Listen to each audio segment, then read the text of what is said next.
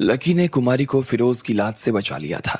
उसके बाद भी जब फिर से फिरोज ने उसके ऊपर हमला करने की कोशिश की तो लकी ने उसके ऊपर और उस लड़की के ऊपर ब्लेड से वार कर दिया और दोनों वहां से भाग निकले। उसके कुछ दिनों बाद लकी और कुमारी ने अपना ठेला नाहरगढ़ के पास लगा लिया। वहां पर मेला लगने वाला था और वहां पर फिरोज और उसका दोस्त और शिरीन उसकी बहन भी आ गई। वो लकी के ट्रक की तरफ कुछ खाने का खरीदने के लिए बढ़ रहे थे, लेकिन लकी उसे एक बार पहचान नहीं पाया कि वो कौन थे। अरे तुम्हें दिख नहीं रहा क्या? लोग इधर उधर चटनी मांग रहे हैं, कुमारी ने लकी को अपनी तरफ से याद दिलाते हुए कहा। लकी ने फिर से अपना ध्यान ट्रक की तरफ लगाया और फिर उस कस्टमर को चटनी देने लगा। लगभग 2 घंटे सफर के बाद शिरीन और उसकी बहन पूरी तरह से थक गए थे। वो पहाड़ पर चढ़ने के बीच में कोने पर लगे एक पत्थर पर बैठ गए और आराम करने लगे। फिरोज ने अपना डब्बा खोल दिया और उसमें से उन दोनों के लिए बिरयानी लेकर आ गया। अरे नहीं, ये नहीं खाना चाहती मैं। शिरीन ने थोड़े से चावल लिए थे, लेकिन उसका चावल खाने का जरा भी मन नहीं कर रहा था। फिर उसने उस डब्बे को अपने पास रखा और फिर फिरोज की तरफ देखते हुए बोली, क्या तुम मेरे लिए एक चीज बर्गर बनवा कर ले आ सकते हो? मैं बर्गर खाना पसंद करूंगी। अरे ठीक है, अभी ले आता हूँ, तुम बस यही इंतजार करो। फिरोज तुरंत उसकी बात मान गया। उसे शिरीन और उसकी बहन के परिवार वालों ने उन दोनों की सुरक्षा के लिए हायर किया था और इसलिए उसे उन दोनों के सारे काम करने थे। अब जब उन दोनों में से किसी ने कहा कि फिर से, तो वो मना कैसे कर सकता था। उसने अपने साथ दूसरे बॉडीगार्ड अरबाज से कहा, तुम इन दोनों का जरा ध्यान रखना, मैं श्रीन मैडम के लिए बर्गर लेने जा रहा हूँ। वापस ना आ जाऊं तब तक तुम यहाँ से जाना मत। मैडम क्या आप भी खाना चाहोगी बर्गर? फिरोज ने शिरीन की बड़ी बहन से पूछा। नहीं नहीं, मेरा हो जाएगा बिरयानी से, उस हरी ड्रेस वाली लड़की ने फिरोज से कहा। इसके बाद फिरोज जहां पर प्रोग्राम होने वाला था उसके दरवाजे के पास आ गया। वहां से प्रोग्राम थोड़ी ही दूरी पर था। अंदर एक बड़ा सा स्टेज बना था जहां पर ये सारे प्रोग्राम्स होने वाले थे। वहां पर बहुत सारे टूरिस्ट घूम रहे थे और इतने लोगों का ध्यान रखने के लिए वहां पर सिक्योरिटी लगाई गई थी। फिरोज ने देखा कि वहां पर सिक्योरिटी का एक ड्यूटी रूम था और उसमें एक आदमी जिसने वर्दी पहनी हुई थी वो बाहर निकल कर आ रहा था। फिर जैसे ही फिरोज ने उस आदमी को ध्यान से देखा तो उसके चेहरे पर एक मुस्कान आ गई। धीरज सिंह? फिरोज ने उसके पास आते हुए कहा। अरे फिरोज, तू यहाँ क्या कर रहा है भाई? धीरज ने तुरंत फिरोज को देखा और उसे पहचान गया। फिरोज और धीरज सिंह एक दूसरे को काफी लंबे समय से जानते थे। उनकी उम्र में अब काफी अंतर आ गया था। जब वो दोनों जवान थे तो जुआ खेलने के बहाने एक दूसरे से मिलते थे। फिर वो किसी तरह के टेलीकॉम फ्रॉड में भी पकड़े गए। दोनों एक साथ अय्याशी करते, लड़ते थे और चोरी चकारी भी साथ में किया करते। दोनों ही एक दूसरे की नजर में पक्के बदमाश थे। बाद में उन्हें समझ आ गया कि वो ये सब गलत काम करके ज्यादा दिन तो काट नहीं सकते थे, इसलिए थोड़े दिन बाद ही दोनों ने पहलवानी के लिए अखाड़ा ज्वाइन कर लिया। इसके बाद जब अखाड़े में पहलवानी पूरी हो गई तो दोनों अपने अपने रास्ते निकल गए, लेकिन कभी सोचा नहीं था कि वो लोग इस तरह भी कभी मिल सकते थे। उसमें से एक बॉडीगार्ड बन चुका था और दूसरा सिक्योरिटी गार्ड। क्या बात है यार धीरज, तेरा तो काम काफी अच्छा चल पड़ा यार। इस सिक्योरिटी सेक्शन का चीफ बन गया रे तू, बहुत बड़ी बात है। मेरा तो हाल ही खराब है भाई, बॉडीगार्ड का बॉडीगार्ड ही रह गया। फिरोज ने धीरज के कंधे पर हाथ रखते हुए कहा, लेकिन धीरज को पता नहीं था कि वो बहुत बड़े परिवार के बच्चों का बॉडीगार्ड बनकर बैठा हुआ था। और जिस तरह फिरोज ने कपड़े पहने थे उसे देखकर तो यही लग रहा था कि वो किसी बड़े परिवार का ही बॉडीगार्ड था। धीरज भी उसे इस तरह से देखकर ये बात अच्छी तरह समझ गया था। भाई सुन, तूने जिस तरह के कपड़े पहने हैं ना, उससे तो लग रहा है कि तू किसी बड़े परिवार का बॉडीगार्ड बनकर घूम रहा है। मेरी जगह आ जा, मैं तेरी जगह ले लेता हूँ, धीरज ने कहा। धीरज जानता था कि अगर फिरोज किसी बड़े परिवार का बॉडीगार्ड था तो इसका मतलब था कि वो आराम से 40 से 50 हजार रुपए महीने के कमा रहा था और उसकी तनख्वाह सिर्फ 25,000 रुपए के आसपास थी। जैसे ही फिरोज ने धीरज की बात सुनी तो उसे जोर से हंसी आ गई। तुम यहाँ लेने के लिए आए क्या हो? अरे यार, मैं यहाँ शिरीन मैडम के लिए बर्गर लेने आया हूँ, फिरोज ने कहा। अच्छा चलो, मैं भी उधर ही जा रहा था, साथ में चलते हैं, गप लड़ाते लड़ाते। मैं यहाँ से गश्ती की गाड़ी ले लेता हूँ ताकि तुम्हें पैदल न चलना पड़े, धीरज ने कहा। असल में वो इनके ऊपर इतना एहसान इसलिए भी कर रहा था ताकि वो फिरोज से ये पूछ सके कि क्या वो भी उस परिवार के लिए काम कर सकता था जिस परिवार के लिए वो खुद काम कर रहा था। धीरज ने अपने से नीचे वाले एक आदमी को इशारा किया और उससे गाड़ी मंगवा ली। फिर वो दोनों ही गाड़ी लेकर वहां से निकल गए। गाड़ी में बैठते ही उसने फिरोज से उस परिवार के बारे में जानकारियां निकलवानी शुरू कर दी। भले ही फिरोज को उसके ऐसे गोल गोल सवाल समझ में आ रहे थे, फिर भी वो उसके सामने भोला बन जाने का नाटक कर रहा था। वो जानता था कि धीरज उससे क्या चाहता था, फिर भी वो उसे वो देने के लिए तैयार नहीं था जो वो चाह रहा था। चल यार, अब मुझे मैडम के लिए ना बर्गर खरीदना है, मैं तुझसे बाद में बात करता हूँ। जैसे ही गाड़ी चौराहे पर आई तो उसने नीचे उतरते हुए कहा। इसके बाद फिरोज गाड़ी में से नीचे उतरा और ट्रक के पास जाने लगा। इधर लकी और कुमारी ट्रक के ऊपर खाना बनाने में लगे हुए थे। वहां पर इस वक्त थोड़ी सी भीड़ कम हो गई और ट्रक के आसपास सिर्फ 3 से 4 लोग ही नजर आ रहे थे। फिरोज ने जैसे ही कुमारी और लकी को उस ट्रक के ऊपर देखा तो उसका दिमाग खराब हो गया। वो अंदर से बुरी तरह से डर चुका था। उसके हाथ पैर कांपने लगे।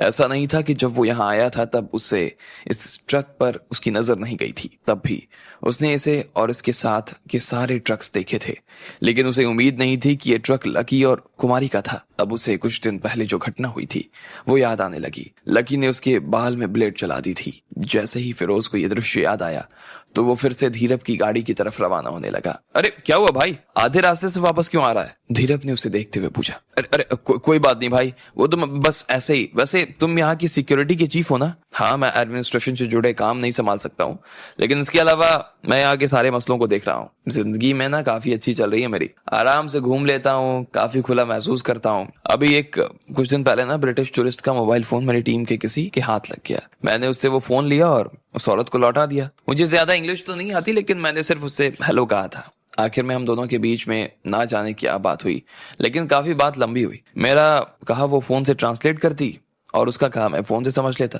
बस उसके बाद क्या था, वो अपनी दीवानी हो गई और अपन उसके दीवाने, और बस। धीरज ने फिरोज की तरफ देखा और आंख मारते हुए कहा। फिरोज भी जानता था कि वो जो बोल रहा था सब झूठ था, फिर भी वो उसकी बातें सुन रहा था क्योंकि उसे अभी धीरज सिंह से कुछ काम निकलवाना था। इसलिए वो उसकी बात सुनकर मुस्कुराने लगा। फिर उसने अपनी उंगली लकी की ट्रक की तरफ दिखाई और बोला, अच्छा तुम अभी मुझसे उस परिवार के लिए बॉडीगार्ड का काम करने के बारे में पूछ रहे थे ना? देखो, तुम्हारे लिए ना उसका रास्ता खोल सकता हूँ, लेकिन उससे पहले ना तुम्हें भी मेरा एक काम करना पड़ेगा। उन दोनों लोगों के साथ कुछ करो और कि वो जिंदगी भर याद रखें। अगर तुम उन्हें किसी तरह से सबक सिखा पाते हो ना, तो मैं अपने मालिक से तुम्हारे लिए बात करूंगा, और अगर ऐसा कोई मौका मिला ना जिसमें तुम फिट हो सकते हो तो मैं जरूर फिट करवाऊंगा। चलो ठीक है, इसमें भी कोई दिक्कत नहीं है, हो जाएगा। धीरज सिंह ने उसके मुंह से ये बात सुनकर काफी अच्छा महसूस करने लगा। वो भी अपनी जिंदगी में फिरोज की तरह ज्यादा पैसा कमाना चाहता था, इसलिए उसने लकी की तरफ देखा और फिर उसकी नजर कुमारी की तरफ घूम गई। उन दोनों को देखते ही उसकी आंखों में एक अजीब सी अकड़ दिखाई देने लगी। वैसे तुम एक बात बता दूं, मैं यहाँ पर किसी बादशाह से कम नहीं हूँ, और मेरे लिए ये सब काम करना ना बहुत बड़ी बात नहीं है। आराम से इस काम को निपटा दूंगा, और अगर तुझे देखने में मजा ना आए ना तो बदल देना मेरा नाम, उसने कहा और फिर ट्रक की तरफ जाने लगा। हेलो, जरा मेरे लिए एक सैंडविच बनाना। जैसे ही कुमारी आराम करने के बारे में सोच रही थी और वो स्टूल के ऊपर बैठने ही वाली थी, इतने में एक और कस्टमर उसके ट्रक पर आ गया। जब कुमारी ने देखा कि यहाँ का कोई गार्ड था वो, तो फिर वो अपनी जगह खड़ी हो गई और सैंडविच के लिए ब्रेड निकालने लगी। थोड़ी देर बाद उसने उस आदमी के लिए सैंडविच बना दिया। उस गार्ड ने उसे पैसे दिए और बदले में कुमारी ने उसे सैंडविच दिया और वो वहां से निकल गया। लकी, मैं बहुत थका हुआ महसूस कर रही हूँ यार, जरा मेरे कंधे दबा दो ना। कुमारी एक कुर्सी पर बैठी और फिर लकी को आवाज देते हुए बोली, जी दादी अम्मा, दबा देता हूँ। लकी ने गहरी सांस लेते हुए कहा। वो जितना ज्यादा कुमारी को जानता था उतना ज्यादा उसे समझ में आ रहा था कि वो कितनी बड़ी बदतमीज किस्म की लड़की थी। जब कभी वो थोड़ा थका महसूस करती, लकी को अपना कंधा दबाने के लिए बुला लेती, जबकि उसे मालूम था कि लकी खुद भी दिन भर उसकी ही मदद करने में लगा था। वो जानती थी कि लकी के भी शरीर को चैन नहीं मिल पाता था, मगर फिर भी वो इस तरह उससे कंधे दबाने का काम करती। जैसे ही लकी उसके कंधे दबाने के लिए आगे बढ़ने वाला था कि इतने में वो सिक्योरिटी गार्ड वहां पर आया और उसने कुमारी के सामने हाथ फैलाते हुए गुस्से में बोला, अरे क्या डाला मेरे सैंडविच में तुमने? देखो मक्खी निकल रही है इसमें से, ऐसे कैसे सैंडविच बनाती हो तुम? लकी और कुमारी उसकी बात सुनकर चौंक गए। वो मक्खी अभी भी उस गार्ड के हाथ में हिल रही थी।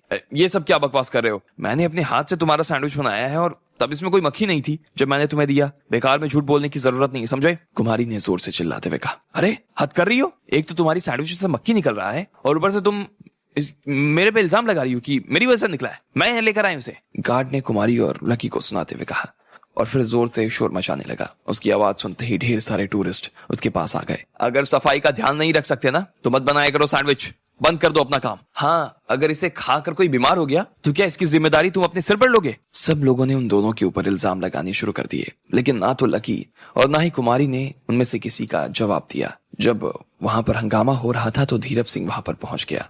उसकी शक्ल देखकर तो ऐसा लग रहा था जैसे वो काफी गंभीर था। उस छोटे से गार्ड की बात सुनकर धीरज सिंह ने लकी की तरफ देखा और कहा, देखो तुमने जो सैंडविच बनाया है वो अच्छे नहीं है। अब हमको तुम्हारे पूरे ट्रक की और उसमें रखे सामान की ना तलाशी लेनी पड़ेगी कि तुम्हारे पास जो खाने पीने का सामान है वो सही है या नहीं है। इसलिए तुम दोनों अभी के अभी बाहर आ जाओ और ट्रक की चाबी हमें दो। अरे तुम ये क्या कर रहे हो? जैसे ही कुमारी ने उसके मुंह से ये सुना कि उसका ट्रक वो लेना चाह रहा था तो उसे गुस्सा आ गया। वो उसके ऊपर अपना गुस्सा निकालने ही वाली थी, लेकिन इतने में लकी ने उसे बीच में रोक दिया। तुम यहाँ के चीफ सिक्योरिटी गार्ड हो ना? देखो बात ऐसी है ना कि हम ये नहीं कह सकते कि हम लोगों ने इस आदमी के सैंडविच में जानबूझकर मक्खी डाली है। ये कहां से आई इस बारे में खुद हमें कोई जानकारी नहीं है, इसलिए तुम्हें इस तरह से हमारे ऊपर ना इल्जाम नहीं लगाना चाहिए। ना ही तुम हमारा ट्रक ले जा सकते हो, ना ही तुम्हारे पास ऐसा कुछ करने का अधिकार है। लकी ने उसकी छाती पर लगी हुई नेम प्लेट देखी और फिर धीरज सिंह से बोला। उसकी बात उसे काफी अजीब लग रही थी। मुझे मत सिखाओ कि मैं क्या कर सकता हूँ और क्या नहीं, समझे? तुमने बड़ी प्रॉब्लम खड़ी की है और ये मेरा अधिकार है कि तुम्हारी चेकिंग करूं। मैं तुमसे आखिरी बार कह रहा हूं कि तुम अपने ट्रक से बाहर आ जाओ। मेरे साथ बहसबाजी करोगे ना, ज्यादा मुसीबत में पड़ जाओगे, समझे? धीरज ने धमकी देते हुए कहा।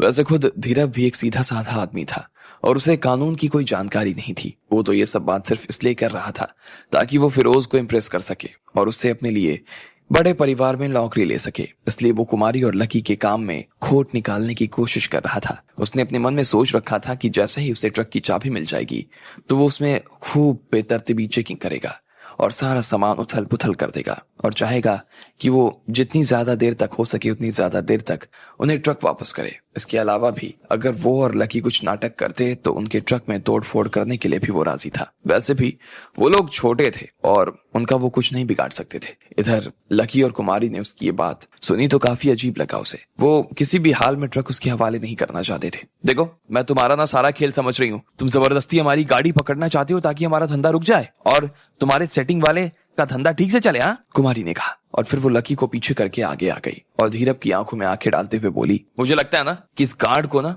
तुमने यहाँ भेजा है ताकि तुम हमारे साथ ना हमें नीचा दिखा सको और सारा खेल खेल सको। तुम अभी भी दोगलापन कर रहे हो और इस बात का मुझे तुम्हारी शक्ल देखकर भी इच्छा नहीं हो रही। हाँ, कोई ट्रक की चाबी वाबी नहीं मिलेगी तुम्हें, चुपचाप वहां से जाओ। अरे ओ, समझती क्या तू अपने आप को? हाँ, है कौन तू और किस अधिकार का तू बात करी और तू मुझे ये सुना रही? हाँ? जैसे ही धीरज ने कुमारी के मुंह से ये बात सुनी तो उसका दिमाग भी और खराब हो गया और उसे उसके ऊपर गुस्सा आने लगा। उसने भी कुमारी को पलटकर उसकी ही भाषा में जवाब दिया। फिर वो पीछे की तरफ घूमा और अपने साथ जो 6 गार्ड्स लेकर आया था उन्हें देखते हुए बोला, तुम यहाँ खड़े खड़े हमारी बात क्या सुन रहे हो? ट्रक की चाबी लो और बाहर निकालो इन दोनों को। जैसे ही धीरज ने ये कहा सारे गार्ड्स उस ट्रक की तरफ बढ़ने लगे। उनमें से एक ने दरवाजा खोला और सीधा लकी और कुमारी को पकड़ने के लिए अंदर दाखिल हो गया। लकी को समझ नहीं आ रहा था कि उसके साथ ये क्या हो रहा था और ना ही वो समझ पा रहा था कि अब उसे क्या करना चाहिए। बाहर निकल। जैसे ही वो गार्ड अंदर दाखिल होने लगे तो कुमारी को उसके ऊपर बहुत गुस्सा आ गया और उसने लात मारकर उस गार्ड को बाहर निकाल दिया। उसने इतनी जोर से उसे लात मारी कि वो सीधा नीचे गिरा। साली! इतने में एक गार्ड को गुस्सा आया और उसने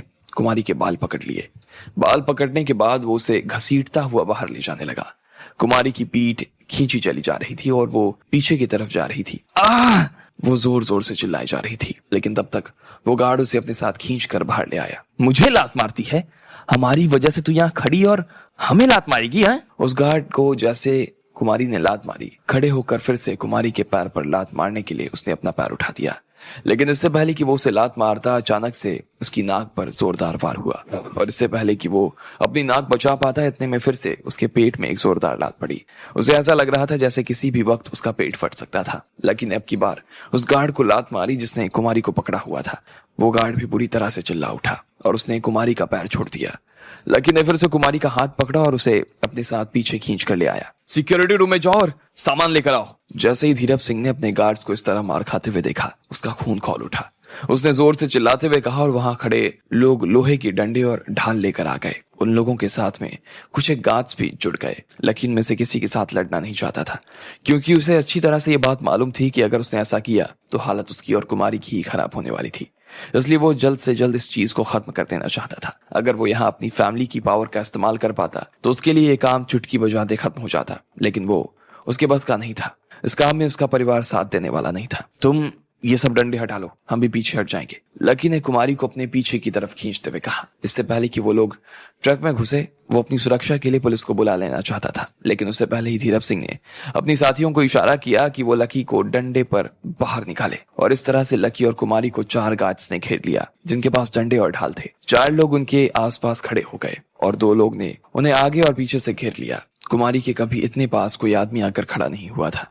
एक पल के लिए वो सिर्फ लकी को देखे जा रही थी जो कि उसके पास खड़ा था। वो लकी की बॉडी का तापमान भी महसूस कर रही थी। उसकी आंखों के सामने लकी की चौड़ी सी पीठ थी। जब वो थोड़ा सा ऊपर देख रहा था तो उसकी आंखों के सामने लकी के काले बाल भी नजर आ रहे थे। इस वजह से वो थोड़ा सा शर्मा रही थी और उसे इस तरह से पास रहना काफी अच्छा लग रहा था। क्या बात है, अभी तो तुम दोनों बहुत उछल रहे थे ना, अब क्या हुआ, कुछ नहीं करोगे क्या? धीरज ने अपने चेहरे पर घमंड भरी मुस्कान लाते हुए कहा और फिर उसके आसपास खड़े टूरिस्ट को देखते हुए बोला, देख रहे हो ना आप सब, इन दोनों मक्कार दुकानदारों को, ये लोग अपने सैंडविच में मक्खियां डालकर बेचते हैं, मक्खियां। और फिर जब कोई इन्हें बताने आए ना कि इनकी सैंडविच में मक्खी है तो ये लोग उनकी बात मानते नहीं। अभी आप लोगों की आंखों के सामने ही इन लोगों ने हमारे गार्ड्स को मारा है। कितना मारा है आप सब लोग देख सकते हो। अगर आप लोगों को ये दोनों कहीं से भी कुछ खाने को बेचते हुए नजर आए ना, कुछ मत खरीदना, बदमाश है दोनों के दोनों। हाँ देखो तो सही उस लड़की को, शक्ल कितनी बेकार है।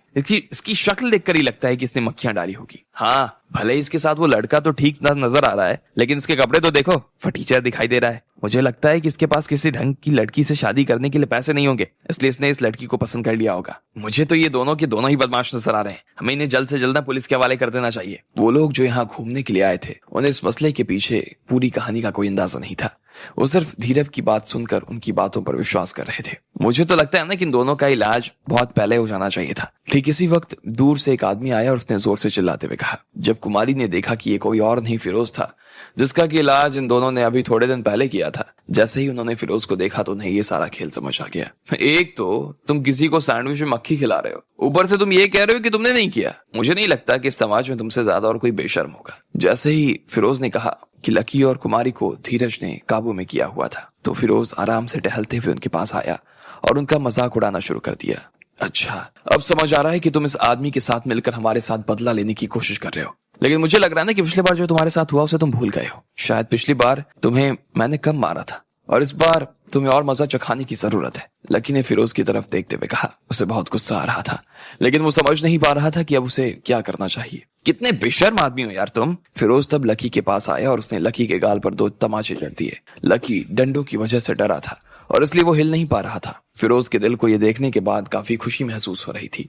इधर धीरज ने जैसे ही देखा कि फिरोज को लकी को मारकर काफी अच्छा लग रहा था, तो वो भी काफी अच्छा महसूस करने लगा। अब उसे लग रहा था कि वो फिरोज के साथ काम कर सकता था। तुम दोनों इनकी गाड़ी जब्त कर लो और बाकी तुम 4 इनके पीछे के दरवाजे से इन्हें बाहर निकाल दो, धीरज ने कहा। और उसकी बात सुनने के बाद सब लोगों ने वो करना शुरू कर दिया जो उन्हें करने के लिए कहा गया था। लेकिन ठीक उससे पहले पीछे से किसी की आवाज आई। ये सब क्या हो रहा है यहाँ पर, और इतने सारे लोग कैसे जमा हो गए यहाँ पर? जैसे ही फिरोज ने ये आवाज सुनी तो वो बुरी तरह से घबरा गया। वो जानता था कि आवाज किसी और की नहीं बल्कि शिरीन की थी। वो ये भी जानता था कि शिरीन दयालु किस्म की लड़की थी और वो किसी को भी आराम से माफ कर सकती थी। अगर उसे पता चला कि जिसकी वजह से कुछ लोग फंसे हुए हैं वहां पर फिरोज भी खड़ा है, तो वो उसे माफ कर देती और छोड़ देती। जब फिरोज ये सब सोच ही रहा था तब शिरीन वहां पर अंदर दाखिल हो गई। जैसे ही लकी ने उसे देखा तो वो चौंक गया। एक पल के लिए तो वो उसे पहचान नहीं पाया, लेकिन फिर उसे समझ आ गया कि वो शिरीन ही थी जिसे उसने उस दिन बिल्डिंग में रोहित से बचाया था। उसने देखा कि उसका चेहरा बर्फ सा सफेद और आंखें पानी जैसी साफ थी। उसके नाजुक से शरीर पर उसका वन पीस काफी सुंदर लग रहा था। उसे ये भी याद आ गया कि जिस दिन शिरीन जा रही थी उस दिन उसने उसे चूमा भी था। और लकी को जैसे ही याद आया उसके बदन में एक झुरझुरी सी दौड़ गई। ये क्या हो रहा है यहाँ पे? शिरीन ने फिरोज की तरफ देखा और पूछा, मैडम यहाँ पर ना ये लोग सैंडविच बना रहे हैं ना, वो अच्छा नहीं है। अब कुछ लोगों के अंदर सैंडविच के अंदर मक्खियां निकली हैं। जब वो लोग इनसे ये बात करने लगे, शिकायत कर रहे हैं, तो वो उन्हीं के साथ मारपीट कर रहे हैं। अब सिक्योरिटी चीफ है यहाँ की, ये भी इनकी भी बात नहीं सुन रहे हैं। फिरोज ने सारी बात शिरीन को समझाते हुए कहा, लेकिन जैसे ही उसने देखा कि डंडों से जिस आदमी को काबू किया गया वो लकी था, तो उसके चेहरे पर मुस्कान तैर गई। अब फिरोज की बात बिल्कुल भी उसे सुनाई नहीं दे रही थी और वो बस लकी की दिशा में आगे बढ़ रही थी। तुम यहाँ कैसे? शिरीन को अपनी आंखों के ऊपर विश्वास नहीं हो रहा था। लकी भी उसे देखकर मुस्कुरा दिया, लेकिन उसे उतनी ही शर्म आ रही थी। मैडम को अंदर जाने दो, अगर वो बात करना चाह रही है तो उन्हें बात करने दो। जैसे ही धीरज ने देखा कि शिरीन अंदर जा रही थी तो उसे इम्प्रेस करने के लिए उसने लकी को घेर कर खड़े गार्ड्स को दूर हो जाने के लिए कह दिया। वो आज के आज ही शिरीन के घर में उसके लिए काम करने को आतुर हो गया था और ऐसे में उसे इम्प्रेस करने का कोई भी मौका वो अपने हाथ से जाने देना नहीं चाहता था। उसकी बात सुनकर तुरंत सारे गार्ड्स दूर हो गए और शिरीन लकी के पास आ गई। क्या बात है, तुम यहाँ क्या कर रहे हो? अचानक से शिरीन ने लकी की आंखों में देखते हुए कहा। उसे देखते ही उसे काफी खुशी होने लगी। उसकी आंखों में लकी को देखकर जो चमक आई वो उसे बचने की कोशिश में लगी हुई थी। वो बड़ी मुश्किल से अपनी आंखों को लकी से दूर कर पा रही थी, लेकिन फिर भी उसकी आंखें लकी पर ही टिक जा रही थी। उसकी आंखें बुरी तरह से कांप रही थी। इधर लकी का भी यही हाल था। वो भी शिरीन की आंखों को देख रहा था, लेकिन समझ नहीं पा रहा था कि आखिर उसके मन में क्या चल रहा था। अब मैं अपनी गर्लफ्रेंड को ढूंढने के लिए आया हूँ, लकी ने एक पल के लिए सोचा और फिर जवाब देते हुए कहा। फिर आखिर में उसे लगा कि उसे सच बोल देना चाहिए था, इसलिए उसने सच बोल दिया। उसे लग रहा था कि उसे देखकर शिरीन के मन में थोड़े बहुत कुछ भाव हो सकते थे, लेकिन इससे पहले कि वो पूरी तरह से भाव अपने उफान पर आता उसे वो खत्म कर देना चाहता था। गर्लफ्रेंड? शिरीन ने अपनी नजरों को ऊपर की और फिर लकी की नजरों में देखने लगी। इधर कुमारी भी फिर से उसकी ये बात सुनकर अजीब महसूस करने लगी। उसे ऐसा लग रहा था जैसे लकी जिसे ढूंढ रहा था वो शिरीन ही थी, लेकिन जैसे ही उसे पता चला कि वो लड़की नहीं थी जिसे लकी ढूंढ रहा था और जो उसके दिल में है, तो उसे एक तरह की शांति आ गई। उसने लकी को देखा और फिर उसकी कमर में चिकोटी काट ली। जैसे ही कुमारी ने उसे चिकोटी काटी, इतने में लकी ने उसे घूरते हुए देखा, लेकिन वो उसे ऐसे देख रही थी जैसे उन दोनों के बीच में कुछ हुआ ना हो। लेकिन लकी देख पा रहा था कि इसके होठों पर अभी भी एक छुपी हुई मुस्कान नजर आ रही थी। ये लोग कह रहे हैं तुम्हारे सैंडविच में मक्खियां निकली हैं। जैसे ही शिरीन ने यह सवाल किया तो पीछे से कुमारी बाहर आई और तपाक से बोली, बकवास है, झूठ बोल रहे हैं ये लोग। मैं खुद अपने हाथों से सैंडविच बनाती हूँ और उसमें जानबूझकर मक्खी क्यों डालूंगी? मुझे अपना धंधा थोड़ी बंद करवाना है। अरे ये बात ऐसी है ना कि अभी थोड़े दिन पहले हमारी इस आदमी से लड़ाई हो गई थी और हमने इसे खूब कूटा था, इसलिए आज ये आदमी ना इस सब के साथ मिलकर हमसे बदला लेने की कोशिश कर रहा है। नहीं मैडम, नहीं मैडम, मैं अभी यहाँ पर आया था, मुझे तो कुछ मालूम भी नहीं है इनके बारे में। झूठ बोल रही है, फिरोज ने कहा और फिर धीरज की तरफ घूमते हुए देखने लगा।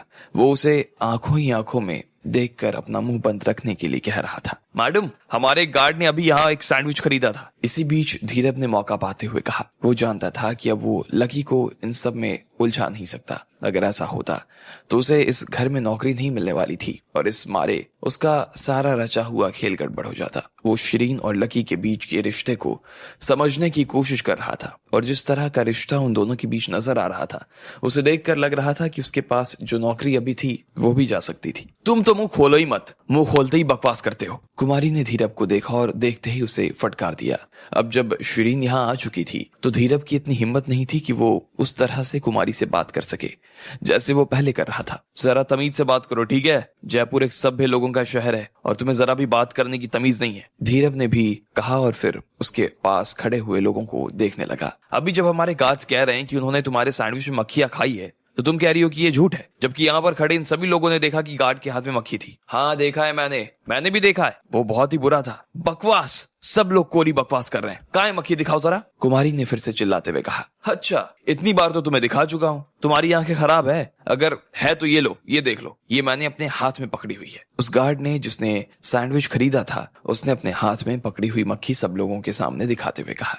सब लोगों ने देखा कि मक्खी अभी भी उसके हाथ में ही थी। देखा, सब लोग देखो, इस आदमी के हाथ में जो मक्खी है ना वो अभी भी जिंदा है। अब आप सब सोचो कि अगर मैंने इसे सैंडविच में डाला होता तो क्या ये जिंदा रह पाती, बच पाती क्या ये मक्खी? बात करते हैं, कुमारी ने जोर से चिल्लाते हुए कहा। हाँ, ये सही कह रही है, अगर इसमें सैंडविच में मक्खी डाली होती तो अभी तक तो वो मर चुकी होती। मुझे भी यही लगता है। हाँ, मुझे लगता है कि हमें इसके ऊपर इल्जाम नहीं लगाना चाहिए। बिल्कुल सही कह रहे हैं आप, बिल्कुल सही। हो सकता है कि जब ये सैंडविच पैक कर रही हो तब कहीं से मक्खी आकर उसमें बैठ गई हो या फिर बैठा दी गई हो। जब धीरज ने देखा कि उसके बिछाए हुए खेल में पासा कुमारी की तरफ पलटने लगा तो वो सकपका गया और उसने फिर से बात को अपनी दिशा में घुमाने के लिए कहा, फिर कुछ भी? तुम्हें मालूम है ये ग्रिल सैंडविच है, इसके अंदर चीज पड़ता है, तुम्हें पता नहीं है कि ये अंदर से कितना गर्म होता है? लोग इसे ठंडा करके खाते हैं और तुम कह रहे हो कि इतने गर्म सैंडविच में जिंदा मक्खी डाल दूंगी। क्या बात कर रहा है? कुमारी ने फिर से अपनी तरफ से बात समझाने की कोशिश करते हुए कहा, हाँ हाँ, बात तो सही कह रही है, सैंडविच बनता है तो वो अंदर से तो गर्म ही होता है। मैं खुद ग्रिल सैंडविच के आने के 5-7 मिनट बाद ही खाता हूँ। क्यों भाई साहब? हाँ यार, और मक्खियां भी कोई इतनी बेवकूफ थोड़ी होती है जो इतनी गर्म चीज पर आकर बैठ जाएंगी। क्या बात करते हैं? अरे मुझे तो लगता है कि ये सिक्योरिटी वाले ना इन दोनों को परेशान करने की कोशिश कर रहे हैं। अब सब लोगों की बातें बिल्कुल बदल चुकी थी और वो सब लोग गार्ड्स का विरोध करने लगे थे। तुम मुझे सच बताना, क्या तुमने सच में सैंडविच में मक्खी खाई थी? देखो, मेरा नाम शिरीन है और मेरा जो बैकग्राउंड क्या है ना, तुम फिरोज से पूछ लेना। अब अगर तुमने झूठ बोलने की कोशिश की ना, अंजाम बहुत बुरा होगा। जैसे ही बाकी लोगों ने ये सुना तो वो घबरा गए। जिस तरह से शिरीन ने कपड़े पहने थे और जैसी वो दिख रही थी, उसे देखकर तो यही लग रहा था कि वो किसी बड़े घर की बेटी थी। इसलिए सब लोग अब उससे डर गए और उसे इज्जत भरी नजरों से देखने लगे। मैं अब वो सिक्योरिटी गार्ड भी शिरीन के मुंह से इस तरह की बात सुनकर घबरा गया था। उसका मुंह था कि खुलने का नाम ही नहीं ले रहा था और अब वो कांपने लगा। इधर धीरब और फिरोज जो कि उसके पीछे खड़े थे, वो खुद भी काफी नर्वस नजर आ रहे थे। उन्हें खुद समझ में नहीं आ रहा था कि अब क्या किया जाना चाहिए। नहीं नहीं, इस सब में मेरा कोई रोल नहीं है। मुझे तो धीरब सर ने कहा कि मैं सैंडविच लूं और उसमें एक मक्खी डाल दूं और फिर ये सब हो गया। आखिर में वो गार्ड बुरी तरह से डर गया था और उसके मुंह से सच बाहर आ गया। वो शिरीन को नाराज नहीं करना चाह रहा था। उसकी बात सुनते ही शिरीन की आंखें धीरब के ऊपर जा टिकी और उसका दिल जोर से धड़कने लगा। उसे ऐसा लग रहा था कि उसका दिल फिर से उसके मुंह से बाहर आ गया। नहीं नहीं शिरीन मैडम, ये मेरा आइडिया नहीं था। ये तो मुझे फिरोज ने करने को कहा था। उसने मुझे बोला कि ये सब। धीरब ने सच बोलते हुए कहा। ना तो वो शिरीन को और ना ही शिरीन के परिवार को नाराज करना चाहता था, इसलिए उसने अपने सिर का टोकरा उठाकर फिरोज के सिर पर डाल दिया। क्या? इधर फिरोज उसके मुंह से ये बात सुनकर और ज्यादा घबरा गया। वो तुरंत शिरीन के पास गया और माफी मांगते हुए बोला, मुझे माफ कर दीजिए मैडम, बहुत बड़ी गलती हो गई मुझसे। मैं बहुत कंफ्यूज हो गया था और मुझे समझ नहीं आ रहा था कि मैं क्या कर रहा था। मैडम आप प्लीज मेरे ऊपर नाराज मत होना। नहीं शिरीन मैडम, इस आदमी की बातों का ना विश्वास मत करना। ये आदमी थोड़े दिन पहले मेरे यहाँ सैंडविच खाने आया और इसे मुझे पैसे तक नहीं दिए और बाद में हमसे मारपीट भी की। वो तो अच्छा हुआ कि लकी था मेरे साथ, वरना अभी तो हम हॉस्पिटल में होते। कुमारी ने अपनी तीखी जुबान से कहा। जैसे ही कुमारी ने उसके मुंह से ये बात सुनी तो उसे ऐसा लगा जैसे उसके दिल का दौरा पड़ गया।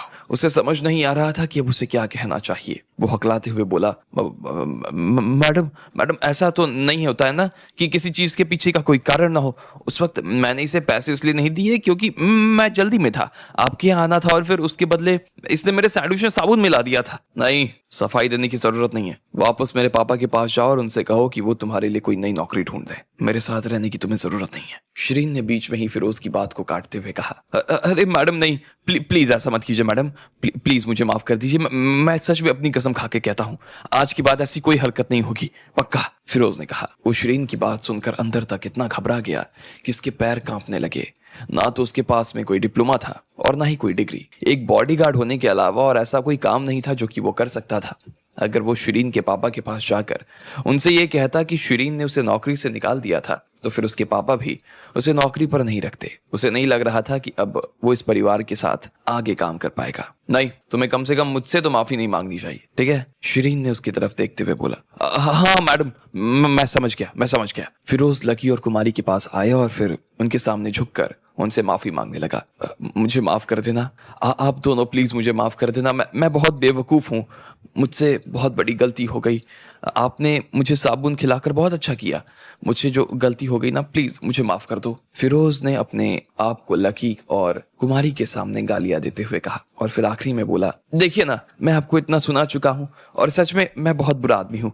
आप दोनों को तो मेरे ऊपर गुस्सा आ रहा होगा ना, वो प्लीज खत्म कर दीजिए। अगर नहीं हुआ हो तो। फिरोज आगे भी बोलने जाने वाला था, लेकिन इतने में उसने कुमारी के मुंह से सुना, क्या कहा तुमने? हमारा गुस्सा खत्म हो जाना चाहिए? इतनी जल्दी हमारा गुस्सा खत्म कैसे हो सकता है भला? तुमने लकी के गाल पर 2 थप्पड़ लगाए, ये तो सही टाइम पर मैडम आ गई, वरना तो तुम शायद मेरे ऊपर भी हाथ उठा देते। कुमारी ने कहा। अरे मैं तो कह रहा हूं ना कि मुझसे गलती हो गई, सच में मुझसे बहुत गलती हो गई है, बहुत बड़ी। आप दोनों कहें तो मैं अपने आप को चाटा मारने के लिए तैयार हूं, फिरोज ने कहा और फिर अपना गाल लकी की तरफ आगे कर दिया। लेकिन लकी को उसके साथ में मारपीट करने में कोई दिलचस्पी नहीं थी और ना ही वो उससे कुछ कहना चाहता था। अरे मारो ना। इधर कुमारी को फिरोज का गाल अपनी आंखों के सामने देखते ही खुजली होने लगी। नहीं नहीं छोड़ो, कोई मतलब नहीं है, मैं इस आदमी से अब और कुछ नहीं लड़ना चाहता, बेकार का, लकी ने कहा। हाँ देखा, लकी भैया का दिल कितना बड़ा है, मैं तो आपका फैन हो गया भैया। फिरोज ने जैसे ही ये सुना कि लकी को उससे लड़ने में अब कोई दिलचस्पी नहीं है तो वो खुशी से झूम उठा। अगर वो इतने सारे लोगों के सामने लकी से मार खाता तो उसके लिए ये बहुत बुरा होता, इसलिए उसने तुरंत अपना चेहरा पीछे खींच लिया। तुम इतने बड़े गवार हो कि इस आदमी से तुम्हें मार खानी ही चाहिए, जा। कुमारी ने लकी को फटकार लगाते हुए कहा और फिर फिरोज की कॉलर पकड़ते हुए बोली, ये तो भला आदमी है समझा, इसलिए तुम्हारे ऊपर हाथ नहीं उठा रहा, लेकिन मैं तुम्हें ना इतनी आसानी से छोड़ने वाली नहीं हूं, समझे, उसने कहा और फिरोज के गाल पर 3-4 चांटे लगा दिए। फिरोज का गाल लाल हो गया और उसे अपने गाल पर जलन महसूस होने लगी। उसका मन तो यही कर रहा था कि वो भी पलटकर कुमारी के गाल पर 2-4 चांटे तो चिपका ही दे, लेकिन शिरीन के वहां पर होते हुए वो ऐसा कुछ नहीं कर सकता था।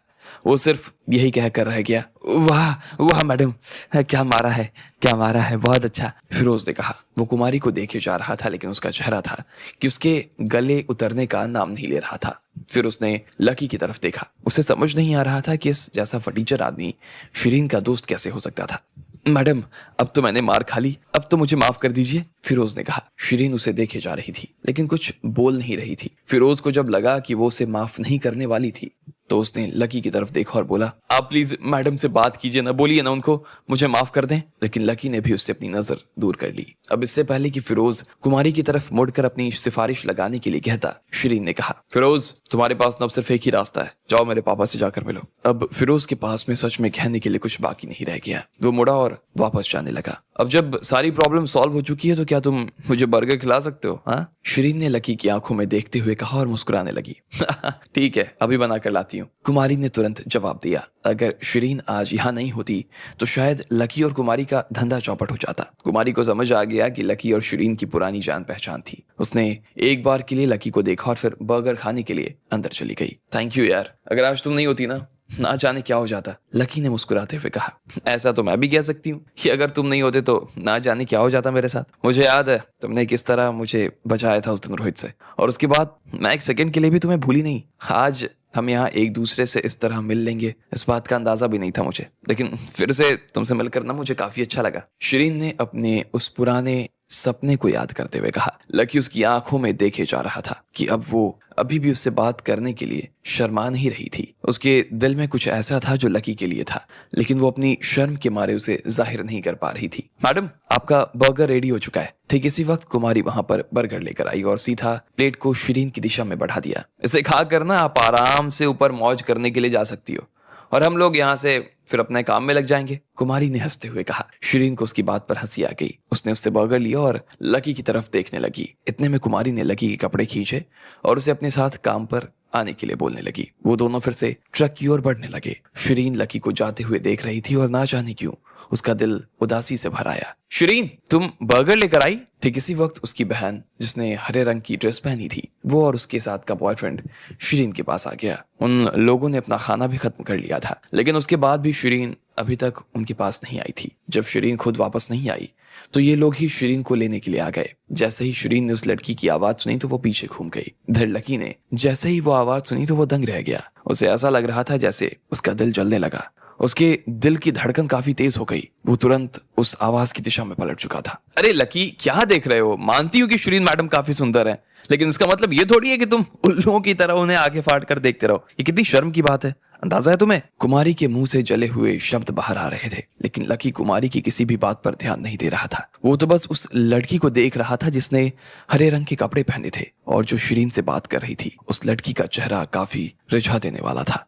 उसका चेहरा देखकर लकी की आंखें कांपने लगी। उसे विश्वास नहीं हो पा रहा था कि जो वो देख रहा था क्या वो सच था। जिस राधिका को वो इतने दिनों से ढूंढ रहा था वो राधिका आज उसकी आंखों के सामने हरी ड्रेस में खड़ी थी। राधिका, राधिका! लकी उसे देखकर चौंक गया और वो भागते हुए उसके पास आया। अरे अरे, तुम ये क्या कर रहे हो, दूर रहो। उस दूसरे बॉडीगार्ड ने जो राधिका के पास खड़ा था, उसने लकी को रोकते हुए कहा और फिर राधिका के सामने आकर खड़ा हो गया। लेकिन लकी को इस वक्त सिवाय राधिका के कुछ और नजर नहीं आ रहा था। जैसे ही उसने राधिका को देखा तो वो तुरंत उसकी तरफ दौड़ पड़ा, लेकिन उससे पहले ही उस गार्ड ने उसे पीछे फेंक दिया। ये सब क्या कर रहे हो तुम, दूर हटो। उस गार्ड ने लकी को दूर से धक्का दिया और पूछा, अरे अरे छोड़ो उसे, जाने दो, अच्छा आदमी है वो। शिरीन भागते हुए लकी के पास आई और उसे उठाते हुए बोली, राधिका आखिरकार तुम मुझे मिल गई, मुझे माफ कर देना, मैंने तुम्हारा ध्यान नहीं रखा, मुझे सब बात पता चल गई है तुम्हारे साथ क्या हुआ, लेकिन प्लीज मुझे माफ कर देना, मैं सच में तुमसे बहुत प्यार करता हूँ राधिका।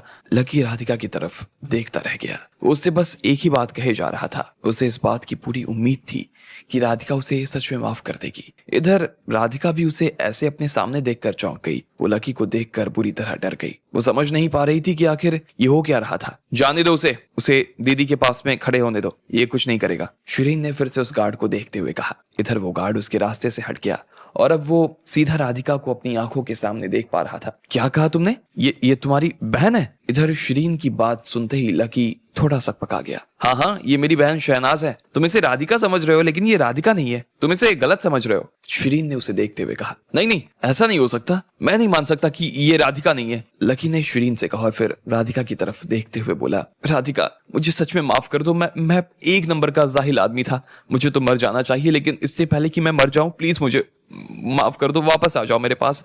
मैं आज के बाद वो गलती कभी नहीं करूंगा जो पहले किया मैंने। क्या तुम फिर से मुझे मौका दे सकती हो? लकी अपनी तरफ से वो कह रहा था, लेकिन राधिका को समझ नहीं आ रहा था कि वो ये सब क्या कह रहा था।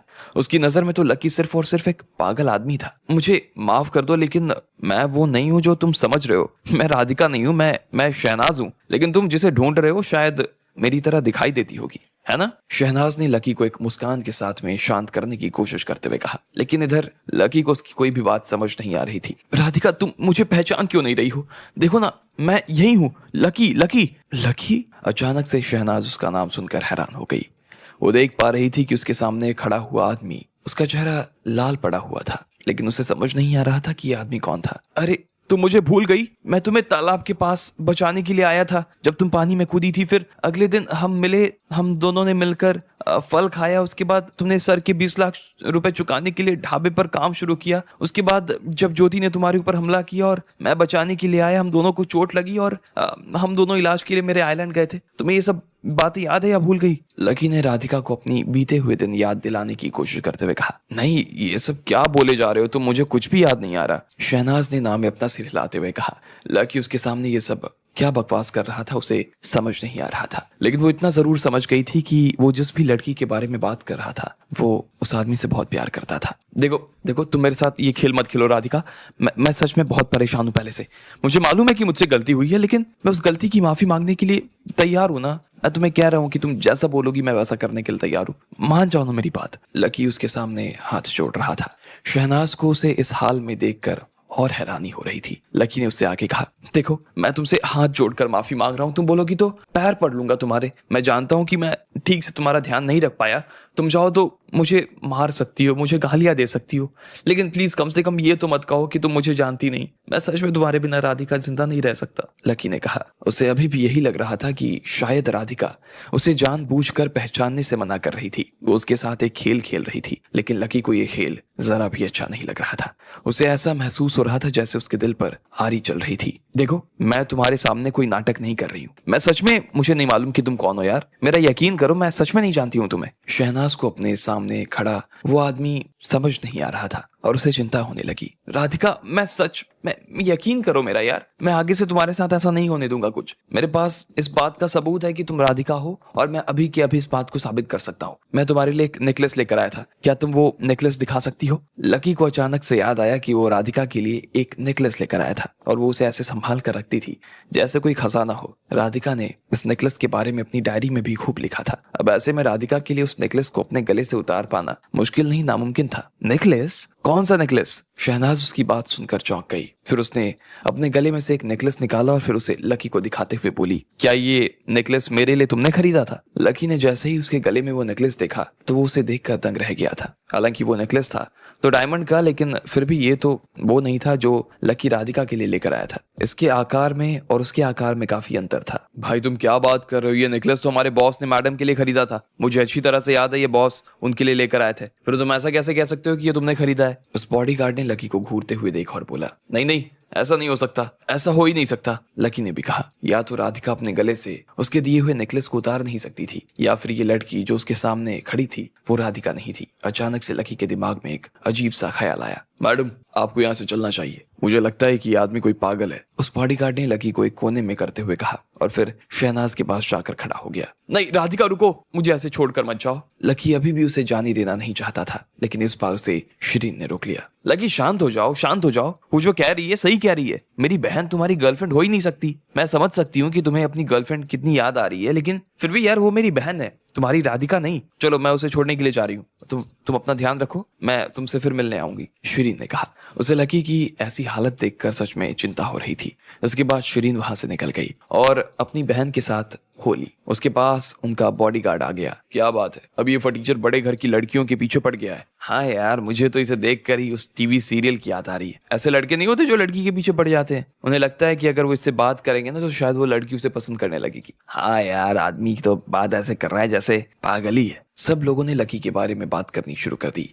उनके हिसाब से लकी अभी जो कुछ कर रहा था वो सिर्फ और सिर्फ नाटक था और उसकी बातों में कोई सच्चाई नहीं थी। अब हर कोई उसे हीन भावना से देख रहा था और मन ही मन उसे गालियां दिए जा रहा था। अब इधर जब शहनाज चली गई तो लकी अपनी जगह पर खड़ा था। राधिका, राधिका वापस आ जाओ, तुम जो बोलो कि मैं वो। राधिका, लकी मानो अपने आप में ही बड़बड़ाए जा रहा था। मुझे तो लगा था कि तुम सिर्फ गरीब हो, लेकिन मुझे इस बात का अंदाजा नहीं था कि तुम गरीब के होने के साथ में बड़े बेशर्म हो। कुमारी ने लकी की तरफ हंसकर देखते हुए कहा, देखो देखो कुमारी, मैं इस बारे में ना कोई फालतू बात नहीं सुनना चाहता हूँ। लकी ने उसे गुस्से में देखते हुए कहा, क्यों नहीं सुनना चाहते हो? मैं तो कहूंगी कि तुम एक नंबर के बेशर्म हो और तुम्हें सुनना भी पड़ेगा, समझे? देखा नहीं, जैसे ही कोई सुंदर लड़की दिखी नहीं उसके सामने ऐसे नाटक करने शुरू करते थे। उसको अपनी गर्लफ्रेंड बताकर उसके पैसे के पर ऐश करना चाहते हो? हाँ? कुमारी ने लकी के ऊपर तंज कसते हुए कहा, बेवकूफ लड़की, वो सच में मेरी गर्लफ्रेंड है।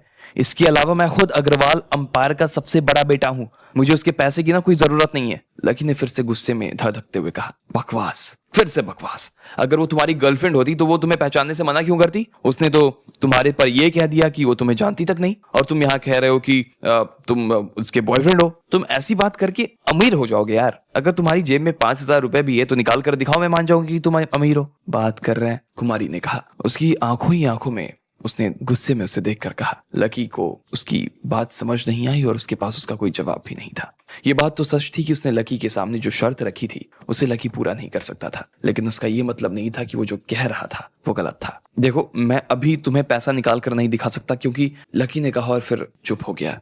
वो जानता था कि ये बात उसे समझाने का कोई फायदा नहीं था। बस हो गई ना बोलती बंद, चलो अब चुपचाप काम पर लग जाओ ताकि जिंदगी ना थोड़ी लाइन पर आ जाए तुम्हारी। कुमारी ने लकी को खींचते हुए कहा। उसकी बस जुबान ही कड़वी थी, लेकिन असल में खुद भी लकी के भले के लिए ही ये सब बोल रही थी। वो फिर से लकी को अपने साथ ले आई, लेकिन उसने जैसे ही राधिका को देखा तो उसका काम करने का मन ही नहीं कर रहा था। लकी का दिमाग जरा भी ठिकाने पर नहीं था और वो बस राधिका के बारे में सोचा जा रहा था। आखिरकार राधिका को ये क्या हो गया था? इधर शहनाज और शिरीन अपनी गाड़ी में बैठकर वापस निकल गए। वो दोनों अपने कमरे में बैठे और अभी जो कुछ उनके साथ हुआ उसे लेकर उनके मन में ढेर सारे सवाल थे। दीदी, क्या आप सच में लकी को पहले से नहीं जानती थी? इधर से शिरीन ने शहनाज का हाथ अपने हाथ में लेते हुए कहा। नहीं, मैंने तो इससे पहले आज तक उससे कभी देखा भी नहीं। शहनाज ने अपना सिर ना में हिला दिया और वो बस शिरीन की आंखों में देखे जा रही थी। शिरीन, कहीं ऐसी बात तो नहीं है कि जब मेरी याददाश्त चली गई थी उससे पहले मैं लकी को जानती थी, लेकिन अब शायद भूल गई हूँ? नहीं दी, मुझे ऐसा नहीं लगता कि ऐसा कुछ हुआ होगा। वैसे भी आपकी याददाश्त जब गई उससे पहले ही आप मेरे और पापा के साथ रह रही थी। आपका कोई बॉयफ्रेंड भी नहीं था, इसलिए आप उसकी गर्लफ्रेंड कैसे हो सकती हो? शिरीन ने कहा। उसे शहनाज की बात कुछ ठीक नहीं लग रही थी। हाँ, बात तो ये भी सही है। वैसे मैं तो अपनी सारी मेमोरी खो चुकी हूँ और मुझे जो कुछ याद है वो तुम्हें और पापा को ही याद है। अब अगर ऐसे में मेरा बॉयफ्रेंड होगा तो शायद इसके बारे में तुम्हें ज्यादा मालूम होता। शहनाज ने धीरे से कहा। वैसे दी, आपको ये याद है कि मैंने आपको एक बार बताया था कि मैंने एक घर लिया था दिल्ली में किराए पर, और फिर मैं वहां पर बहुत बड़ी मुसीबत में पड़ गई थी और फिर एक लड़के ने आकर मेरी जान बचाई थी। वो लड़का ना जिसने जान बचाई थी ना, वो लकी था। शिरीन उस दिन को याद करते हुए शहनाज को बता रही थी। अच्छा, यार फिर तो वो बहुत अच्छा लड़का है। शहनाज ने देखा कि शिरीन जब लकी के बारे में बात कर रही थी तब उसकी आंखों में एक अलग सी चमक नजर आ रही थी और उसके चेहरे की खुशी कोई बयान नहीं कर सकता था। वो शिरीन के पास गई और उसने धीमी आवाज में पूछा, शिरीन क्या तुम्हें वो लड़का अच्छा लगता है, बताओ। ये सवाल सुनते ही अचानक से शिरीन का चेहरा टमाटर जैसा लाल हो गया। वो शर्माते हुए और सकुचाते हुए अपनी बहन को देख रही थी और फिर उसने कहा, अरे ऐसी कैसी बात कर रहे हो दी, मतलब कुछ भी बोल रहे हो आप तो।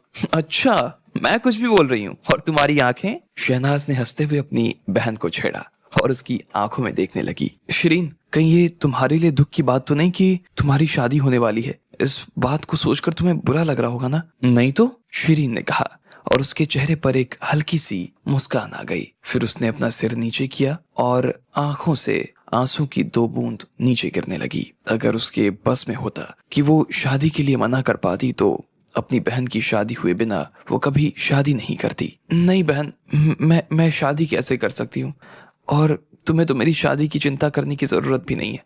वैसे भी जिस परिवार में तुम्हारी शादी हो रही है वो तो एक बड़ा परिवार है, तो ऐसे में मैं शादी। शिरीन की आंखों में ये बात कहते हुए आंसू आने शुरू हो गए थे। वो पहले तो मुस्कुरा रही थी लेकिन अब उसकी आंखें भर आई।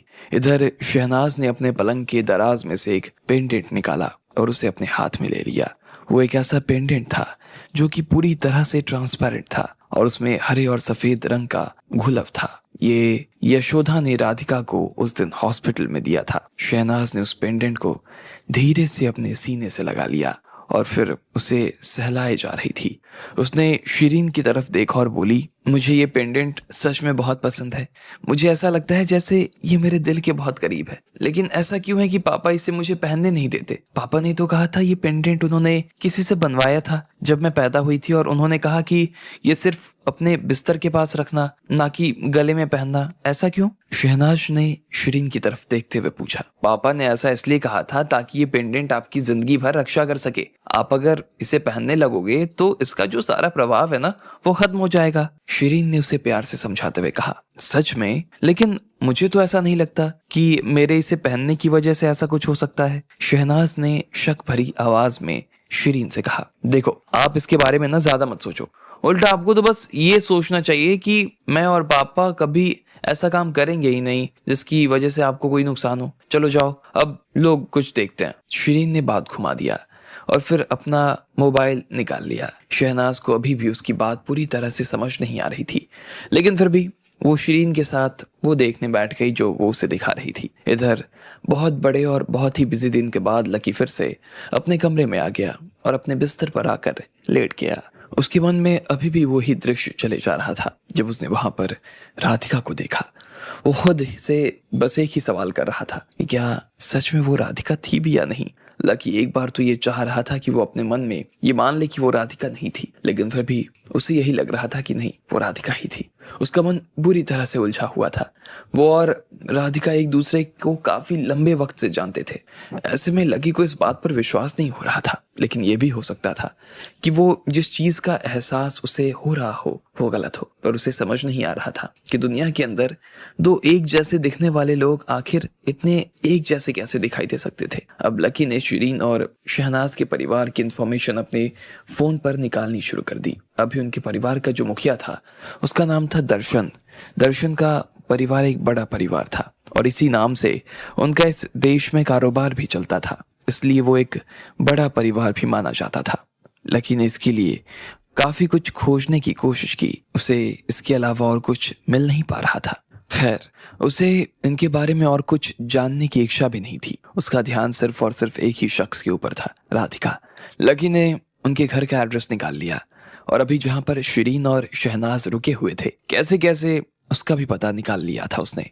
वो जानता था कि अब अगर वो राधिका का उसकी जगह पर जाकर इंतजार नहीं करेगा और उससे बात नहीं करेगा तो उसका काम नहीं बनेगा। उसे लग रहा था कि आज उसने राधिका के सामने जो किया, शायद उस तमाशे की वजह से वो उससे नाराज हो गई थी, और अगर वो उसे जाकर प्यार और सम्मान के साथ बात करेगा तो शायद राधिका उसकी बात मान जाएगी और उसके साथ चलने के लिए राजी हो जाएगी। इतनी बात समझ में आने के बाद लकी का दिल अब थोड़ा सा शांत हो गया। उसे ऐसा लग रहा था जैसे उसे अपने ऊपर फक्र महसूस करना चाहिए था। कम से कम उसे ये तो पता चल गया था कि राधिका जहां भी थी मगर वो ठीक हाल में थी, और उसे किसी तरह की कोई चोट नहीं थी। लकी ने इतना भर सोचने के बाद रजाई ओढ़ी और चुपचाप सो गया। तब से लकी कुमारी के साथ में मन लगाकर काम करने पर जाने लगा, लेकिन बीच बीच में वो अपने लिए भी टाइम निकाल लेता और वहां पर चला जाता जहां पर शिरीन और शहनाज रुके हुए थे। भले ही उसने वहां पर अभी तक तो राधिका को नहीं देखा था, लेकिन उसने वहां के सिक्योरिटी गार्ड से उसके बारे में सारी जानकारी निकलवाने की कोशिश की थी। गार्ड ने उसे बताया कि वो अभी भी यहीं पर रुकी हुई थी और इसलिए लकी राधिका का वहां पर इंतजार करता था। हर रोज की तरह आज भी कुमारी और लकी उसी टूरिस्ट स्पॉट पर अपना काम कर रहे थे। हालांकि सुबह तक तो सब कुछ ठीक था, लेकिन दोपहर में मौसम ठंडा होने लगा था और उसे देखकर ऐसा लग रहा था जैसे वहां पर बारिश हो सकती थी। वहां पर आज लोग काफी कम नजर आ रहे थे। लगभग 4 बजे के आसपास लकी ने कुमारी से कहा, मुझे नहीं लगता कि आज हम ठीक से धंधा कर पाएंगे, तुम थोड़ी देर देखना, मैं जरा आता हूँ। लकी ने कहा, अपने कपड़े बदले और वहां से निकलने की तैयारी करने लगा। सुनो, अभी जाने का टाइम नहीं हुआ है, अगर तुम अभी चले गए ना तो मैं तुम्हारे 500 रुपए काट लूंगी, समझे। कुमारी जानती थी कि लकी फिर से कहाँ जाने वाला था, इसलिए उसने उसे धमकी देते हुए कहा, कोई नहीं, तुम्हें जो करना होगा कर लेना, लेकिन अभी मेरा जाना जरूरी है, टाइम नहीं मेरे पास। लकी ने कहा वो राधिका से मिलने के लिए कोई देरी नहीं करना चाहता था। वैसे भी वो राधिका के लिए तो ऐसे 1500 रुपए कुर्बान कर सकता था, इसलिए लकी वहां से चुपचाप निकल आया। अरे पागल आदमी, अभी भी उस लड़की के पीछे पड़ा हुआ है, मैं तुझे बता रही हूँ, वो तुझे घास नहीं डालने वाली, दिन में सपने देखना बंद कर। जैसे ही कुमारी ने लकी को जाते हुए देखा तो वो जोर से चिल्लाते हुए बोली। फिर जब वो चिल्ला चिल्ला कर थक गई तो वो अपनी गाड़ी में बैठ गई।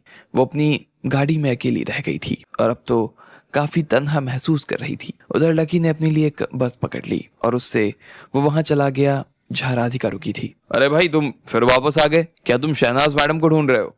वो गार्ड अब लकी को अच्छी तरह से पहचान गया था और अब वो लकी से आगे बात भी करने लगा था। हाँ, लकी ने भी उससे बात नहीं छुपाई। वो जानता था कि छुपाने का तो अब कोई फायदा नहीं था। वो जानता था कि अगर वो उस गार्ड के सामने सच बोल देता तो शायद वो उसे राधिका के बारे में कुछ जानकारी और दे सकता था। भाई, क्यों बेकार में अपना मानसिक संतुलन खराब करने पे तुले हो यार? और अगर हो भी चुका है तो फिर जाओ और जाकर किसी डॉक्टर को दिखाओ, इलाज कराओ अपना। उस गार्ड ने लकी की तरफ देखा और मुस्कुराते हुए बोला। इतने में वहां पर 2 और गार्ड आकर खड़े हो गए। वो सभी लकी को जानने पहचानने लगे थे और लकी उन सब के बीच एक जाना पहचाना चेहरा बन चुका था। लकी यहाँ पर क्या करने के लिए आया था, इस बात का सबको अच्छी तरीके से अंदाजा था। तो लकी भाई, आज भी किस वजह से आना हुआ? उसी वजह से? हाँ, अरे भाई के कपड़े देखो, रणवीर सिंह को चैलेंज देता है अगला। लकी भाई, अच्छा है कि इससे तो आप अपने ट्रक पर सैंडविच और बर्गर ही बेचो, आपको और कुछ करने की जरूरत नहीं है, और इन मैडम को तो आप चक्कर छोड़ ही दो यार। जब गार्ड ने देखा कि लकी ने ठीक से कपड़े नहीं पहने थे तो उन्होंने उसके बारे में अलग अलग तरह की बातें करनी शुरू कर दी। हर रोज उसे यहाँ आता हुआ देखते और हर रोज बस यही लगता कि लकी कुछ नहीं बल्कि पागल है।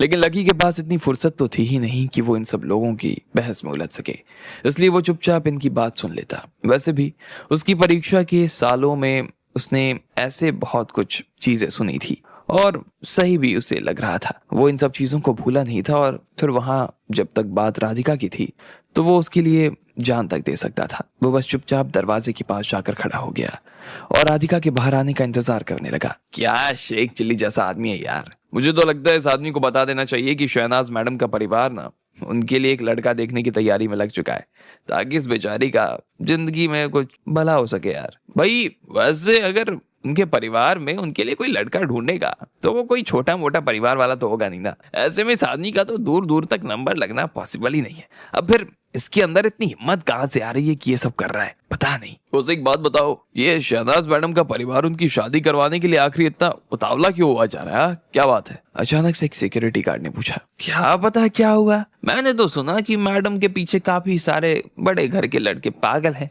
अब उनका परिवार भी अपनी ताकत को बढ़वा देना चाहता है, यही सोच रहा होगा। जितना जल्दी हो सके उतना बढ़िया। एक थोड़े से बड़े सिक्योरिटी गार्ड ने उसे पूरी बात समझाते हुए कहा।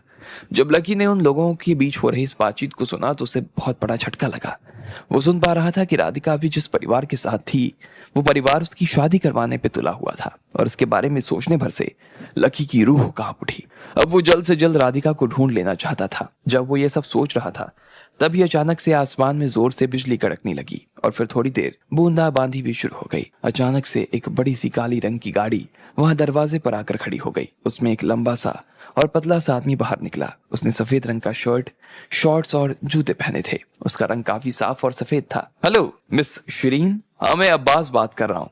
हाँ अंकल ने मेरे बारे में आपको बताया होगा ना। हाँ तो मैं यहाँ नीचे गेट पर ही खड़ा हूँ, मैं आपको लेने के लिए आया था। हाँ ठीक है, मैं नीचे वेट कर रहा हूँ। अच्छा मैं बस इतना कह रहा था कि नीचे बहुत जोर की बारिश हो रही है, तो आप अपने साथ में। अब्बास ने कहा और फोन काट दिया। ओ भाई क्या देख रहा है? अब्बास ने लकी की तरफ देखते हुए कहा। इधर से लकी ने भी उसी ठंडी नजरों से उसकी ओर देखा। अबे साले, जब पूछ रहा हूँ कि क्या देख रहा है तो और क्या देख रहा है? आग नीचे कर वरना मैं तेरी आग फोड़ दूंगा, अब्बास ने कहा। लेकिन लकी ने फिर से अपनी नजर उसके ऊपर और ज्यादा गढ़ा दी। जब अब्बास से ये सहा नहीं गया तो वो लकी को सबक सिखाने के लिए उसकी दिशा में आगे बढ़ने लगा। अरे अब्बास सर छोड़िए ना, क्यों आप उस आदमी के पीछे पड़े हो? जाने दो ना, इस आदमी को हाथ लगाकर क्यों अपने हाथ गंदे कर रहे हो? उफ। वहां खड़े एक सिक्योरिटी गार्ड ने अब्बास को रोकने के लिए उससे प्यार से कहा। हाँ सर, इसके बारे में ऐसे चिंता करने की जरूरत नहीं है, वैसे भी गरीब आदमी है, क्या ये बिगाड़ सकता है आपका? अचानक से दूसरे गार्ड ने भी कहा। अब्बास ने उन दोनों की तरफ देखा और फिर पूछा, वैसे तुम में से कौन जानता है कि ये कौन है, बताओ? अब्बास ने दोनों गार्ड्स की तरफ देखते हुए कहा। हाँ हाँ मैं जानता हूँ, ये सैंडविच बनाने का काम करता है सर। इसका एक ट्रक है छोटा सा, जिसके ऊपर ये एक लड़की के साथ मिलकर ना सैंडविच वगैरह बनाता है। हाँ हाँ सर, यहाँ इसलिए आता जाता है ताकि बस शहनाज मैडम को देख सके। काफी पसंद करता है, कहता है कि शहनाज मैडम ने इसकी गर्लफ्रेंड जैसी दिखाई देती है। गलत फहमी है, शहनाज मैडम भी इसे अपना मान लेंगी भाई, ये ऐसा कहता है, मैं कुछ नहीं कहता। जैसे ही अब्बास ने ये बात सुनी तो उसकी हंसी निकल गई और फिर लकी की तरफ देखकर वो मुस्कुराने लगा। अच्छा बेटे, तो तू शहनाज को पसंद करता है और तुझे लगता है कि वो तेरी गर्लफ्रेंड? अरे यार कहाँ से आ जाते हैं भाई, कहाँ से आते हो तुम लोग यार? जरा एक बार अपने लिए कपड़े तो देखो साले, तुम भिखारी से कम नहीं लग रहे। मुझे जरा बताओ कि एक महीने में तू कितना सैंडविच बेचता है यार, बता। जितना तू महीने में सैंडविच बेचता होगा ना, उतना तो मैं डिनर ही कर लेता हूँ। तेरा रेंट तो तुझसे निकलता नहीं होगा और चला आया शहनाज से मिलने के लिए। मैं तुझे एक बात सच बता देता हूँ, तू शहनाज से ना दूर ही रह, तेरी और उसकी औकात में जमीन आसमान का अंतर है भाई, हट साला। अब्बास उसे सुनाए जा रहा था और बाकी लोग ये सुनकर उन्हें काफी अच्छा लग रहा था। उनमें से तो कोई भी बीच में आकर अब्बास को रोकने तक की कोशिश नहीं कर रहा था। अब्बास सर एकदम सही कह रहे हैं, भाई को लग रहा है कि वो बिना चुनाव लड़े ही प्रधानमंत्री बन जाएगा, लेकिन इसे मालूम थोड़ी है कि मैडम खुद अपने आप में रानी से कम थोड़ी है। शहनाज मैडम इतनी सुंदर लड़की, और जब वो अब्बास सर के साथ आएंगी ना तो इनकी जोड़ी लगेगी जैसे आसमान से उतरी, एकदम हूर परी, क्या कहें, एकदम हीर रांझा से भी ऊपर की जोड़ी होगी आप लोगों की। सर सही बता रहे हैं। ये बात सुनते ही अब्बास का मूड तो काफी अच्छा हो गया, उसकी छाती चौड़ी हो गई। अब्बास सर वो देखो, शहनाज मैडम आ गई। अचानक से एक सिक्योरिटी गार्ड ने दरवाजे की तरफ देखा और फिर अब्बास की ओर देखते हुए कहा। उसकी बात सुनते ही अब्बास ने फिर से अपने चेहरे पर गुस्सा हटा लिया और वो जेंटलमैन की तरह दिखाई देने लगा। इधर शहनाज अपने लिए एक छतरी लेकर आई हुई थी। उसने भी एक हाफ स्लीव की शॉर्ट और शॉर्ट्स पहने हुए थे और उसके साथ स्पोर्ट्स जूते भी। उसकी आंखों में काफी अच्छी तरीके की खुशबू नजर आ रही थी, काफी बड़े थे वो। ऐसा लग रहा था जैसे उसने काजल लगाया हुआ था। वो सच में बेहद खूबसूरत दिख रही थी, जैसे किसी फिल्म की हीरोइन हो। हेलो शहनाज मैडम, मैं ही हूँ अब्बास। अब्बास ने अपने आप को शहनाज से मिलवाते हुए कहा। हेलो, मेरा नाम शहनाज है। शहनाज ने भी मुस्कुराते हुए जवाब दिया। राधिका। अचानक से लकी भी उन दोनों के बीच में आ गया और फिर से शहनाज की ओर देखने लगा। वो अपने अंदर के उत्साह को शांत नहीं कर पा रहा था और इसलिए वो दौड़ा दौड़ा चला आया था। ये तुम क्या कर रहे हो, हटो। अब्बास ने बीच में ही लकी को रोक दिया और फिर उसे घूरते हुए देखने लगा। राधिका, मैं हूँ लकी, याद है ना हमसे मिले थे वहां पे? तुम्हें याद है ना जब हम लोग दिल्ली यूनिवर्सिटी में पढ़ा करते थे तो उस वक्त ज्योति ने तुम्हें परेशान किया था और उससे मैंने तुम्हें बचाकर सबक सिखाया था। फिर तुम्हारी माँ यशोदा यहाँ दिल्ली आई थी और तो तुम्हारे साथ उन्हें मैं लेने चला गया था, याद आया? लकी ने फिर से राधिका को वो सब याद दिलाने की कोशिश करते हुए कहा जो वक्त उन्होंने एक दूसरे के साथ गुजारा था। उसे लग रहा था कि हो सकता था कि राधिका को उसकी माँ के नाम से कुछ याद आ जाए। ये सब क्या बकवास कर रहे हो, निकलो यहाँ से। शर्म नहीं आ रही इतनी फालतू बात करते हुए? तुम्हें ऐसा लगता है कि जैसे तुम शहनाज को फंसा लोगे? जाओ ये शेख चिल्ली की कहानियां किसी और को सुनाओ, निकालो इसके यहाँ से। सिक्योरिटी। अब्बास ने फिर से लकी को पीछे की तरफ धक्का देते हुए कहा। अरे राधिका, ये मैं हूँ लकी, तुम मुझे भूल कैसे सकती हो? लकी ने उसके सामने फिर से हाथ जोड़ लिए और वो बुरी तरह से गिड़गिड़ाने लगा। अबे कौन राधिका, कैसी राधिका? दिखाई नहीं दे रहा? शहनाज है शहनाज। अब बस बहुत हो गया तेरा। क्या ये तुम्हें जानती है? हाँ शहनाज, जानती है ना आप? तुम क्या खेल खेल रहे हो ना, मुझे साला कुछ समझ नहीं आ रहा। अब अगर आगे और खेलने की कोशिश की ना, याद रखना बहुत मार पड़ेगा, साला कुत्ता। अब्बास ने गुस्से में लकी से कहा और फिर शहनाज के आगे आकर खड़ा हो गया। उसे इतना गुस्सा आ रहा था कि वो लकी के ऊपर हाथ उठाने से पहले एक बार के लिए भी सोचने वाला नहीं था। अब्बास छोड़ो उसे, हम लोग डिनर पर चलने वाले थे ना, चलो हमें देर हो रही है। पीछे से शहनाज की आवाज आई। शहनाज को तो ऐसा लगने लगा कि लकी कोई पागल ही आदमी था, लेकिन उसकी बहन तो उससे ये कह रही थी कि उसने उसकी जान बचाई थी, और ऐसे में उसे समझ नहीं आ रहा था कि वो अपनी मन की माने या फिर अपनी बहन की। फिर उसे लगा कि शायद लकी गरीब है और इसलिए वो इस तरह की हरकत कर रहा है। ठीक है, तुम कह रही हो तो मैं इसे छोड़ देता हूँ, इधर अब्बास ने प्यार से कहा और फिर उसका हाथ पकड़कर वो उसे अपने साथ अपनी गाड़ी तक ले आया। राधिका, तुम उसके साथ गाड़ी में नहीं जा सकती, नीचे उतरो, उतरो नीचे। लकी राधिका को गाड़ी में से खींचकर नीचे उतरवाने के लिए उसकी तरफ भागे जा रहा था। निकलो यहाँ से, शहनाज तुझे जानती तक नहीं और तू है कि अपने आप में पागल हुआ है। मैं अब शहनाज के साथ ना होटल लॉस वेगास पर डिनर के लिए जा रहा हूँ, और वो जगह जहां पर तूने पानी पीने का हाथ तक नहीं देखा होगा। अब समझ में आया तेरे और हमारे बीच का अंतर कितना है? अगर पीछा करने की कोशिश की ना, अंदर करवा दूंगा साले। अब्बास ने उसे फटकार लगाते हुए कहा और फिर उसे धक्का दे दिया और खुद आकर सीट पर बैठ गया। फिर उसने अपनी गाड़ी चालू की और धीरे धीरे आगे बढ़ने लगा। क्या बात है लकी, मिल लिए आज शहनाज मैडम से? लेकिन यार उन्होंने तो तुम्हें पहचाना नहीं, ऐसा कैसे हो गया भाई? देखा तुमने, अब्बास सर कितनी बड़ी गाड़ी लेकर आते हैं, लेकिन तुम्हें दिल छोटा करने की जरूरत नहीं है, तुम भी तो बस से आए हो। चलो अब्बास सर तो मैडम को इतनी बड़ी जगह पर खाने खिलाने के लिए ले जा रहे हैं, जहाँ पर हम तीनों अगर अपनी तनख्वाह भी मिला देना तो साला पेट भर खाना नहीं खा पाएंगे। मानो अगर मैडम तुम्हारे साथ खाने के लिए कहीं पर जाना चाहे, तुम उन्हें कहाँ लेकर जाओगी? ठेले पर। बात करता है। लकी को सब लोग ताना मार रहे थे और वो भी उनके तानों को अच्छी तरीके से समझ पा रहा था, लेकिन वो उनमें से किसी से भी कुछ कहना नहीं चाह रहा था। उसे बस अपने दिल में और ज्यादा बेचैनी महसूस होनी शुरू हो गई। जैसे ही उसने देखा कि उसकी राधिका किसी दूसरे आदमी के साथ चली गई तो उसे बहुत बुरा लगा। वो इस चीज का सदमा बर्दाश्त नहीं कर पा रहा था। अब जब उसे राधिका मिल ही गई थी तो वो उसे हो कैसे सकता था? जब आज उसने फिर से राधिका को देखा तो उसके मन में ये विश्वास मजबूत हो गया कि वो कोई और नहीं बल्कि उसकी राधिका थी। राधिका, तुम उस आदमी के साथ डेट पर नहीं जा सकती हो, लकी ने कहा। लकी ने देखा कि वहां पर कुछ एक साइकिल खड़ी थी। उसने तुरंत वहां पर से एक साइकिल उठाई और भाग गया। पीछे पीछे वो गार्ड भी चिल्ला रहा था और वो साइकिल छुड़वाने के लिए भाग रहा था, लेकिन तब तक तो लकी उनसे आगे निकल गया। साला सच में एक नंबर का फटीचर है भाई, जो खुद अपनी साइकिल नहीं खरीद सकता, वो मैडम के साथ घर बसाने के सपने देख रहा है। अब क्या मैडम को साइकिल पर लेकर घूमेगा? बात करता है। लेकिन लकी के कानों में उसकी ये बात नहीं पहुंच पाई। उससे पहले ही वो काफी आगे निकल चुका था। मध्यम बारिश में वो साइकिल चलाए जा रहा था और सीधा उस होटल के बाहर आ गया जहां पर अब्बास राधिका को खाना खिलाने के लिए लेकर आया था। होटल लॉस वेगास जयपुर के सबसे बड़े होटल्स में से एक था। जो लोग यहाँ पर खाना खाने के लिए आते वो ज्यादातर लोग अपर क्लास के ही होते। यहाँ पर पार्किंग में भी लग्जरी गाड़ियां से नीचे कोई गाड़ियां नहीं लगती थी।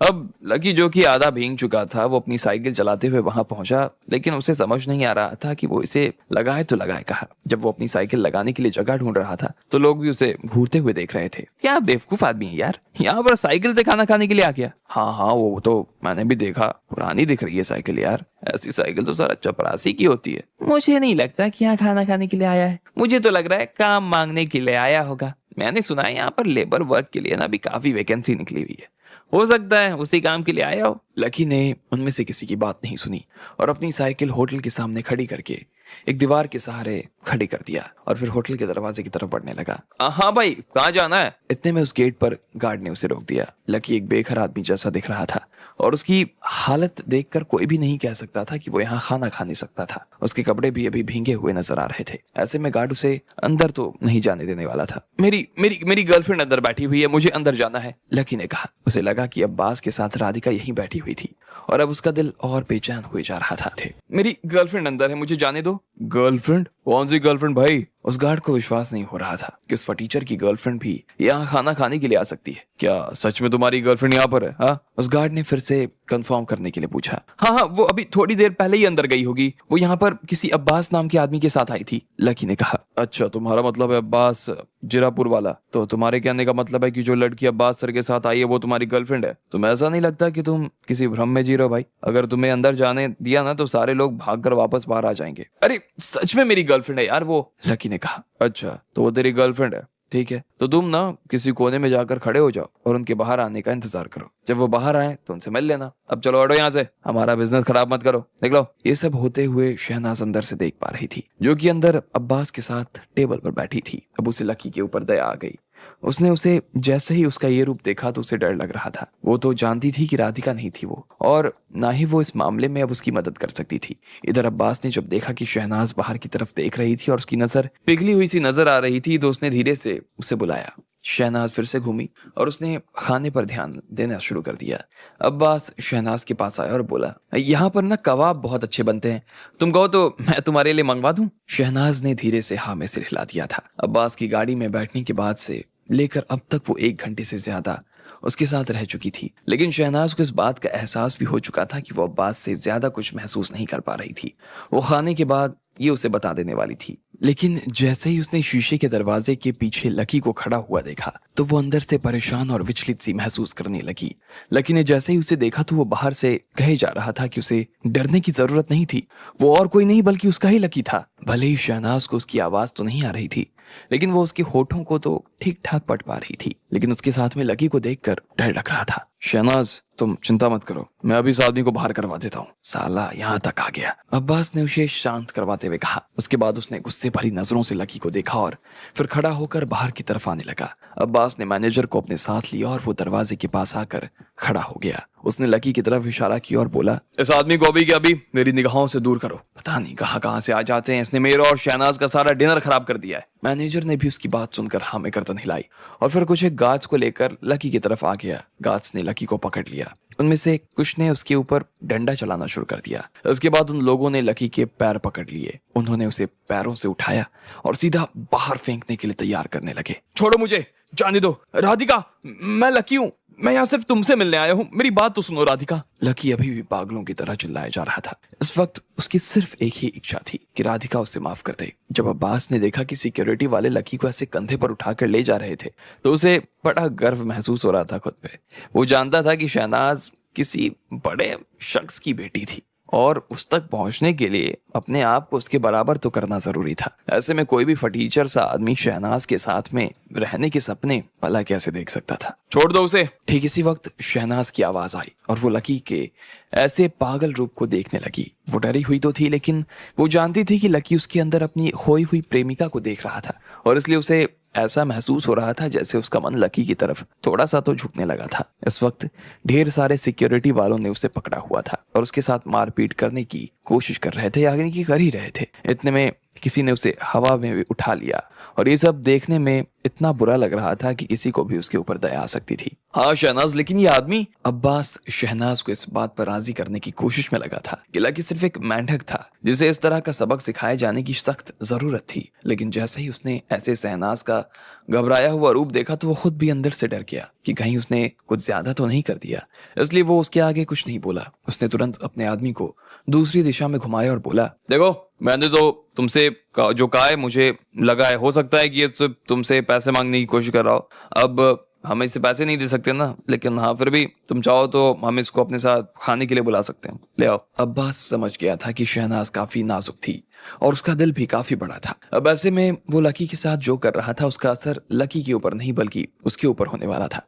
इसलिए उसने शहनाज के दिल की इस आदत को पकड़ लिया और वो भी वैसे ही व्यवहार करने की कोशिश कर रहा था जैसे शहनाज कर रही थी। ऐसा करके वो जल्द से जल्द उसके दिल में जगह बनाना चाहता था। अरे छोड़ दो उसे, नीचे उतार दो, उतारो नीचे। अब्बास ने चारों गार्ड्स की तरफ देखा और चिल्लाते हुए कहा। उन चारों ने उसकी आवाज सुनते ही लकी को फिर से नीचे रख दिया। लकी जैसे ही नीचे उतरा और अपने पैरों के ऊपर खड़ा हुआ तो वो भागता हुआ फिर से शहनाज यानी कि राधिका की दिशा में आने लगा। राधिका।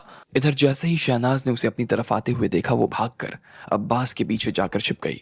वो लकी से अभी भी घबरा रही थी और उसकी घबराहट की वजह अब्बास को सुकून दे रही थी। उसे लग रहा था कि ये उसके लिए एक अच्छा संकेत था। रुक जाओ, वहीं रुको। अब्बास ने अपना हाथ उठाया और लकी को बीच में ही रोकते हुए कहा। इसके बाद उसने गहरी सांस ली और लकी की आंखों में आंखें डालकर बोला, देखो मैं तुम्हें फिर से ये बात बता देना चाहता हूँ, ये राधिका नहीं है, इसका नाम है शहनाज। तुम्हें कोई भ्रम हो गया है, लेकिन किसी भी तरह के भ्रम में रहने की जरूरत नहीं है, क्योंकि ये राधिका नहीं है। मेरी बात समझ में आई? समझ रहे हो ना? लेकिन लकी उसकी दिशा में नहीं देख रहा था। वो तो अब्बास के पीछे छिपी हुई राधिका को देख रहा था। वो उसे देखकर काफी उदास महसूस कर रहा था। उसे समझ नहीं आ रहा था कि राधिका को आखिर ये मान लेने में क्या दिक्कत थी कि वो राधिका ही थी और कोई नहीं। इसका लकी के ऊपर बहुत गंदा असर पड़ रहा था। इसके अलावा वो लकी को पूरी तरह से कैसे भूल सकती थी? लेकिन फिर लकी को ये लग रहा था कि अगर उसे इस होटल में अभी कुछ देर के लिए टिके रहना था तो उसके पास में अब्बास की बात मानने के अलावा और कोई चारा नहीं था। लकी ने और एक बार शहनाज की तरफ देखा और फिर अब्बास की तरफ देखकर हाँ में सिर हिला दिया। ठीक है, अब एक बार और मेरी बात को ध्यान से सुनो। देखो शहनाज कितनी डरी हुई है, देख रहे हो ना? तुम उसे और मत डराओ, और चाहो तो हमारे साथ आकर खाना खा सकते हो, अब्बास ने लकी की आंखों में देखते हुए कहा। और फिर शहनाज को लेकर होटल के अंदर दाखिल हो गया। लेकिन इतने देर में भी लकी की नजर शहनाज के शरीर पर से हटने का तो नाम ही नहीं ले रही थी। और जब वो अब्बास और शहनाज के साथ में एक ही टेबल पर बैठकर खाना खा रहा था तो सब लोगों की नजर बस उन तीनों को घूरे जा रही थी। लोगों को विश्वास नहीं हो रहा था कि ऐसा कुछ भी हो सकता था। जो तुम्हें मंगवाना है ना मंगवा लो। देखो तुम्हें पैसे की चिंता करने की जरूरत नहीं है। आज मैं और शहनाज तुम्हें अपनी तरफ से ट्रीट दे रहे हैं, इसलिए दिल खोल कर खाओ, अब्बास ने लकी से कहा। और फिर वेटर को बुला लिया। वेटर ने उसकी तरफ देखा और फिर उससे ऑर्डर लेने के लिए पूछने लगा। इधर अब्बास को इस बात की बड़ी खुशी हो रही थी कि कम से कम वो लकी जैसे बेवकूफ का इस्तेमाल करके अपना इंप्रेशन शहनाज के ऊपर तो अच्छा जमा सकता था। लेकिन लकी का ध्यान ऑर्डर के ऊपर नहीं था। वो तो अभी भी राधिका यानी कि शहनाज को देख रहा था और उसने उससे पूछा, शहनाज तुम सच में मुझे नहीं पहचानती? क्या तुम खाना खाना नहीं है तुम्हें? हाँ, अब्बास ने इतना सुनते ही गुस्से में लकी की तरफ देखते हुए कहा। वो सच में एक बहुत जिद्दी लड़का था। ऐसे में अब्बास को उसके ऊपर फिर से गुस्सा आने लगा। शहनाज ने एक बार के लिए अब्बास को देखा और अब्बास ने उसके बाद कुछ नहीं कहा।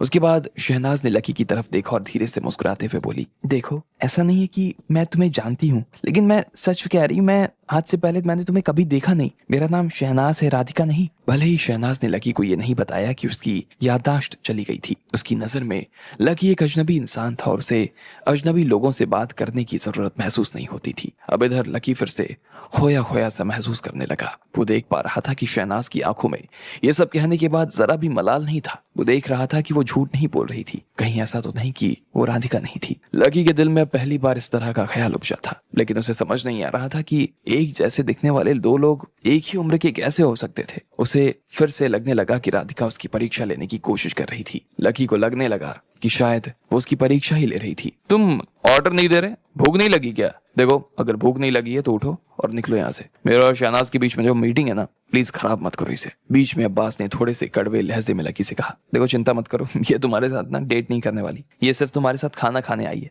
इससे ज्यादा ये तुम्हारे साथ कुछ करने वाली नहीं है। लकी ने अब्बास को जवाब देते हुए कहा, तुम्हारी हिम्मत कैसे हुई कि तुम मुझसे इस तरह बात करो? अब्बास को लकी का ये लहजा सुनने के बाद गुस्सा आ गया। लकी वैसे भी एक सड़क छाप सा आदमी दिखाई दे रहा था और ऐसे में इतने बड़े आदमी के सामने उसी के टेबल पर बैठकर उस तरह की बातें कैसे कर सकता था? वो अब्बास को गुस्सा दिलाने की कोशिश कर रहा था, लेकिन जैसे ही अब्बास चिल्लाया अचानक से उसे एहसास हुआ उसने शहनाज को डरा दिया। इसलिए उसने शहनाज की तरफ देखा और बोला, शहनाज मुझे माफ कर देना, मैंने तुम्हें डरा दिया। मैं सच बता रहा हूँ, ये तुम्हें डेट नहीं करने वाली है, क्योंकि तुम इससे ना डिजर्व नहीं करते हो, समझे? लकी ने फिर से उसे कहा। अब्बास को फिर से गुस्सा आने लगा। एक शब्द और बोला ना, जान ले लूंगा, अब्बास ने गुर्राते हुए कहा। इतने में ये सब देखकर शहनाज थोड़ा डर गई। तुम ठीक हो? लकी ने उसकी चिंता करते हुए पूछा। अरे अच्छा, तुम्हें बड़ी परवाह है ना शहनाज की। अरे हाँ शहनाज, मैंने तुम्हारे गार्ड से सुना कि आदमी आजकल तुम्हारे दरवाजे के बाहर खड़ा होकर तुम्हारा इंतजार करता है।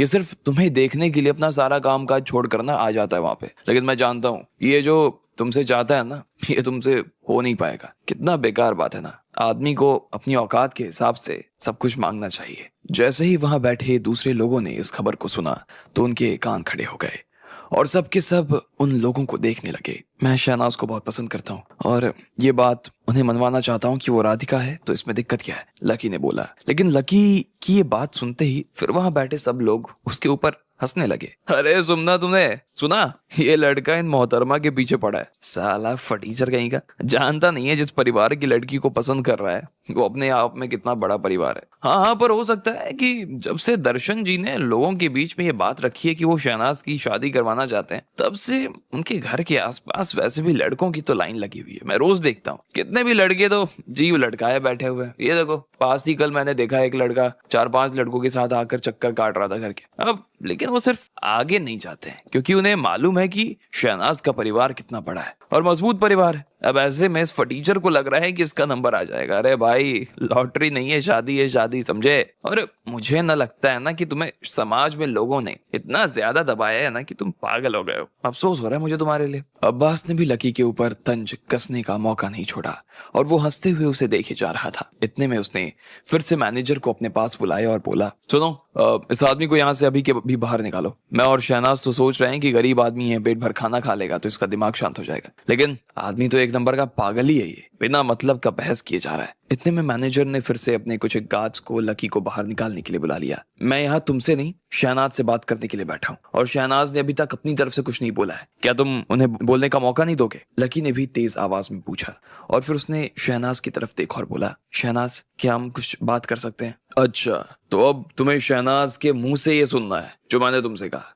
कितना बेशर्म आदमी है यार। शहनाज, अब जरा तुम इस आदमी को यहाँ से उठने के लिए बोल दो यार, वरना मैं इसका ना कॉफिन यहीं उठवा दूंगा, कसम से बता रहा हूँ। अब्बास ने फिर से शहनाज की तरफ देखते हुए कहा। सब लोगों की आंखें अब शहनाज के ऊपर जाकर टिक गई थी। हर कोई बस उसे ही देखे जा रहा था। कुछ लोग तो अपनी मूंछों पे हंसे जा रहे थे। वो देख रहे थे कि लड़का कितना फटीचर था और लड़की इतनी रईस।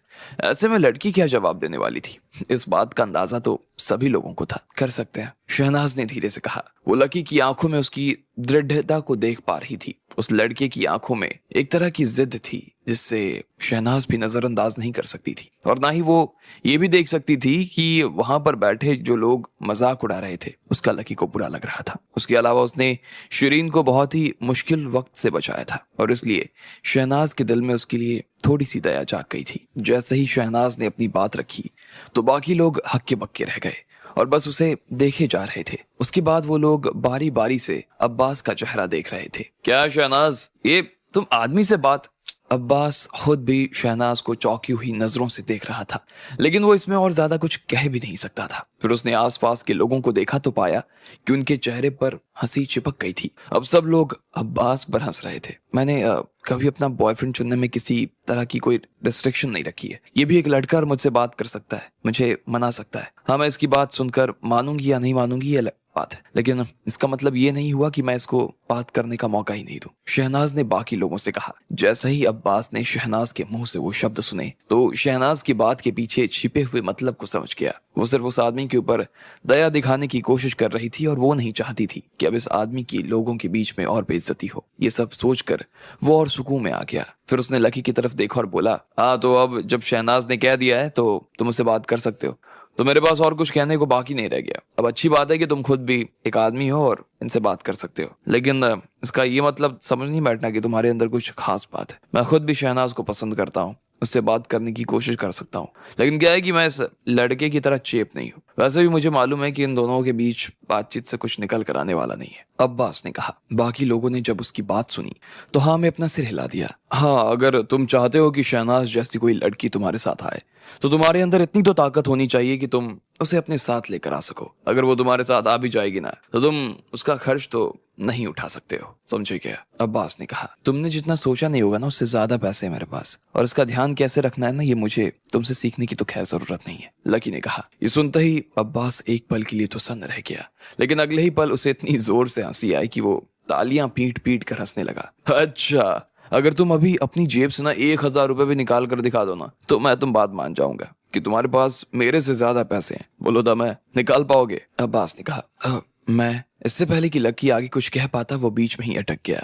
अचानक से उसे याद आया कि उसका बैंक का कार्ड उसके घर वालों ने कुछ वक्त के लिए बंद कर दिया था और उसके अलावा उसके हाथ में और पैसे नहीं थे। बोलो ना, चलो कोई बात नहीं, कैश नहीं है तो खाते में तो दिखा दो, या फिर 1,000 रुपए तो बहुत ज्यादा है ना। हाँ चलो 500 ही दिखा दो। जब अब्बास ने लकी को इस तरह से वहां पर सिर्फ खड़ा हुआ देखा तो हंसने लगा। दरअसल बात यह है कि मेरा अकाउंट फ्रीज हो गया है और अभी मैं उससे कोई पैसा नहीं निकाल सकता हूँ, लकी ने कहा और फिर माफी भरी नजरों से शहनाज की तरफ देखने लगा। अरे बाप रे बाप, हो सकता है इस लड़के का अकाउंट इसलिए फ्रीज हो गया हो क्योंकि इसने कहीं पर पेमेंट ही ना किया हो। हाँ हाँ, अब ऐसे में तो इसका और अब्बास का तो कोई मुकाबला नहीं है, ये उसके सामने कहाँ खड़ा हो सकता है। लकी उन सब लोगों की बात सुन रहा था जो उसके सामने इस तरह की बात कर रहे थे। उन्हें खुद भी लकी परेशान नजर आ रहा था और उसने कहा, मैं झूठ नहीं बोल रहा, मेरे खाते में खूब सारा रुपया है, लेकिन बस बात इतनी है कि मेरा खाता फ्रीज हो चुका है। अच्छा चलो ठीक है, मैं तुम्हारी बात मान लेता हूँ कि तुम्हारा खाता फ्रीज हो चुका है, तुम्हारे खाते में खूब सारे पैसे होंगे, ठीक है। अब्बास ने उसे ऐसे चिढ़ाया जैसे वो किसी बच्चे से बात कर रहा हो। जैसे ही उसने इतनी बात की और उसके बाद लोगों को उसने देखा तो सब लोग हंसने लगे, लेकिन लकी को उन सब लोगों से कोई फर्क नहीं पड़ रहा था। लेकिन उसने एक बार के लिए शहनाज को देखा और फिर उसने उससे अपनी नजरें हटा ली। लकी काफी घबरा गया था।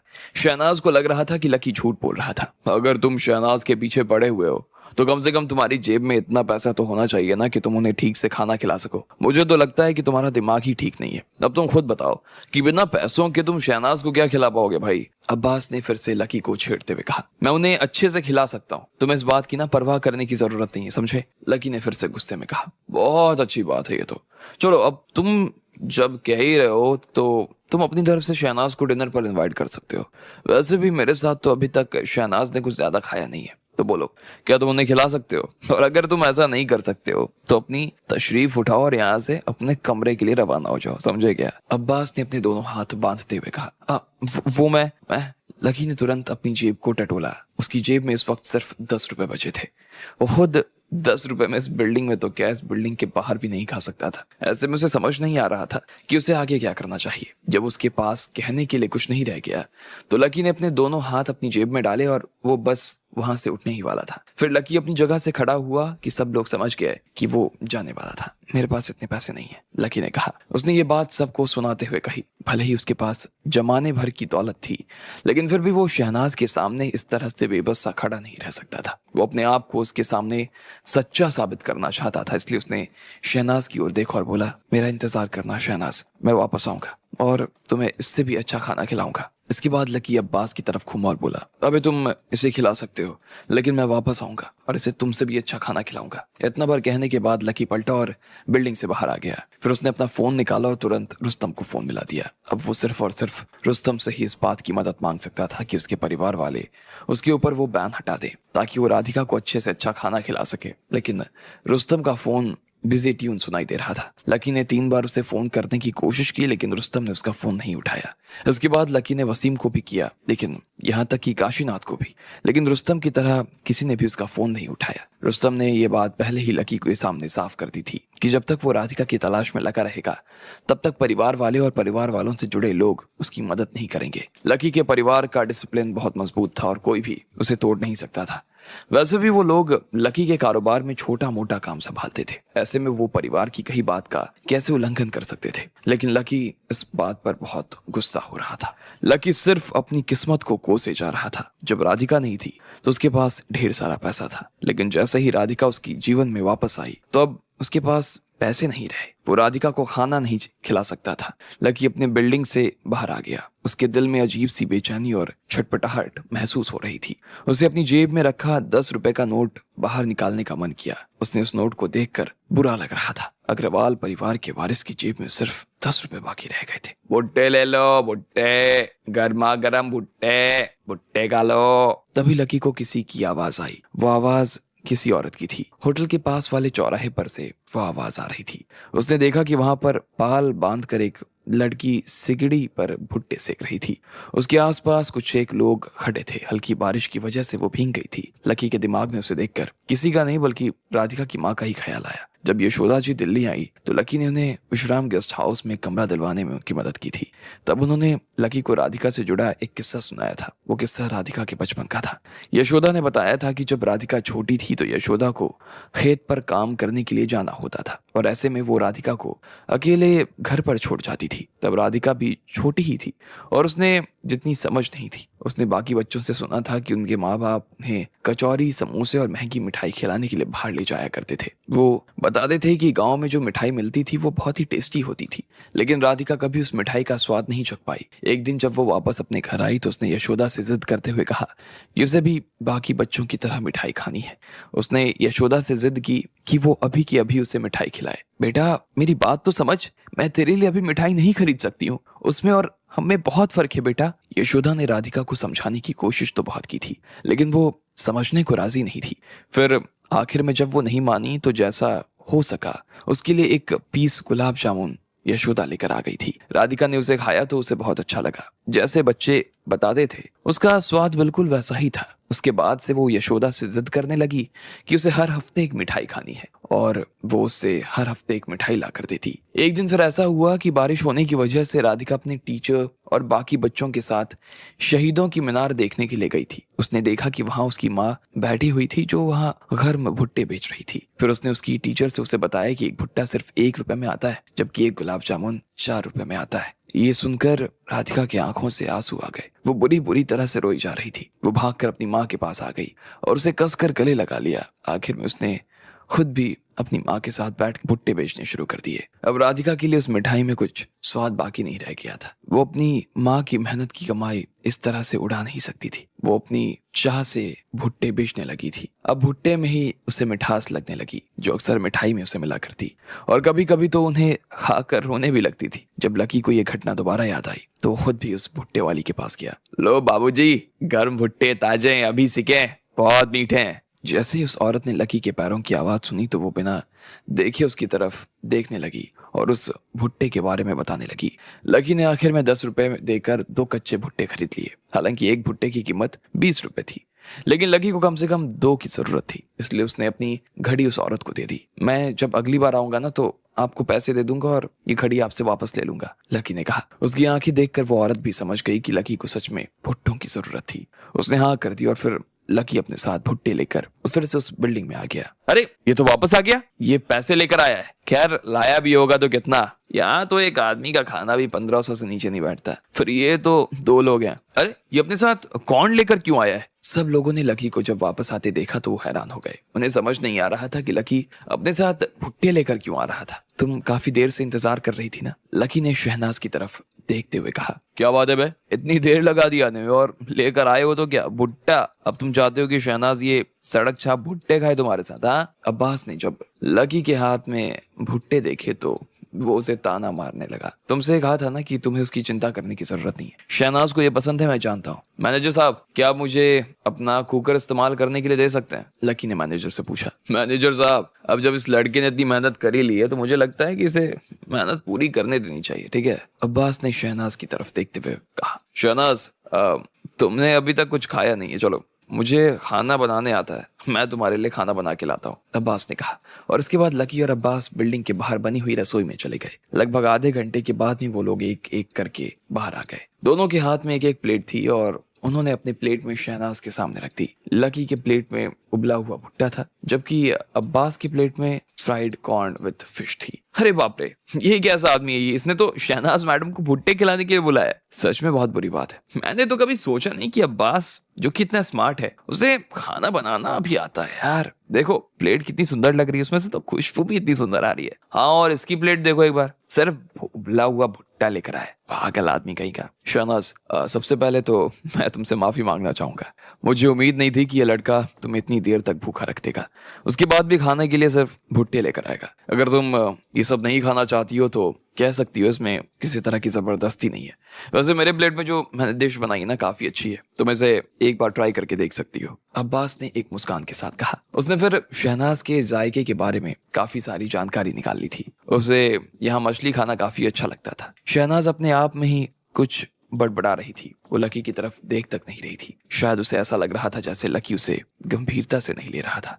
शहनाज ने अपनी चम्मच उठाई और फिर अब्बास की प्लेट में जो था उसे खाने लगी। उसने धीरे से उसे चबाना शुरू किया और फिर उसे निकल गई। फिर उसने मुस्कुराते हुए कहा, ये सच में बहुत अच्छा बना है, मुझे ये बहुत पसंद आया। इस तारीफ को सुनते ही अब्बास मानो चांद पर पहुंच गया और उसे ऐसा लग रहा था जैसे किसी परी ने उसकी तारीफ कर दी थी। अब्बास ने जवाब में कहा, थैंक यू शहनाज, मुझे सुनकर बहुत अच्छा लगा कि तुम्हें मेरी डिश पसंद आई है। मुझे सच में ये सुन सुनकर बहुत अच्छा लगा। वैसे अगर तुम चाहो तो इसे पूरा खत्म कर सकती हो, तुम्हें ये उबले हुए कॉर्न खाने की ना जरूरत नहीं है, अब्बास ने कहा और लकी की तरफ देखने लगा। इधर बाकी लोग जो शहनाज को देख रहे थे वो यही कह रहे थे कि शहनाज सच में काफी अच्छी लड़की थी और उसे अब्बास को ही अपना जीवन साथी चुन लेना चाहिए। लेकिन शहनाज को लगा कि उसे लकी को भी एक मौका देना चाहिए था। आखिर भुट्टे लेकर तो वो आया ही था, भले ही उसे ये भुट्टा खाने का जरा मन नहीं कर रहा था, लेकिन फिर भी उसने बेमन एक चम्मच दाना उठा लिया। उसने उन्हें चबाया तो सच में काफी मीठी और मुलायम थे वो। शहनाज, अगर तुम्हें पसंद नहीं आया तो छोड़ दो या डस्टबिन में मंगवा दो, मैं डाल देता हूँ।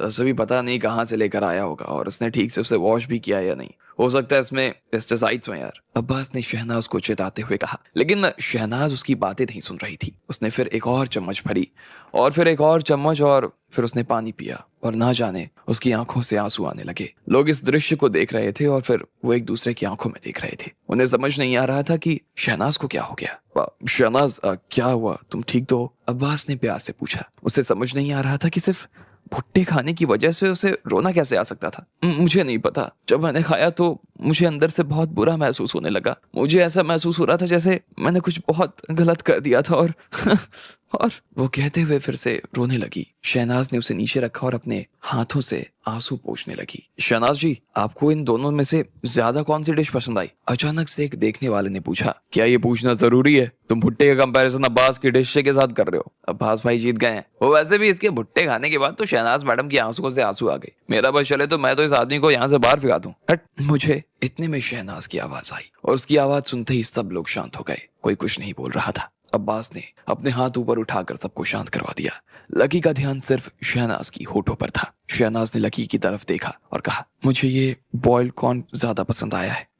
क्या आप सच कह रही हैं? आपको ये बॉइल्ड कॉर्न ज्यादा पसंद आया? मेरी बनाई डिश आपको अच्छी नहीं लगी? अब्बास ने जैसे ही शहनाज की बात सुनी तो उसे तो विश्वास ही नहीं हुआ, जिसकी उसने कल्पना तक नहीं की थी। उसे ये समझ नहीं आ रहा था कि लकी का भुट्टा उसकी डिश के आगे टिक भी नहीं सकता था, तो फिर जीत कैसे गया? बाकी लोग भी शहनाज का ऐसा जवाब सुनकर चौंक गए और वो इसी बारे में बात कर रहे थे कि आखिर ये सब क्या हो रहा था। राधिका, अब जरा एक बार के लिए याद करने की कोशिश करो। तुम्हारी माँ ने मुझे बताया था कि तुम्हें भुट्टे बहुत पसंद है और इसी वजह से एक बार तुम खूब रोई भी थी। अब क्या तुम इस बात पर विश्वास नहीं करोगी? तुम और कोई नहीं बल्कि राधिका हो। जैसे ही लकी ने उसके मुंह से सुना कि उसे भुट्टे बहुत पसंद आए थे तो अब उसे ये भी विश्वास होने लगा कि वो राधिका ही थी। इधर शहनाज उसकी बात सुनकर एक पल के लिए बुत बनकर बैठ गई।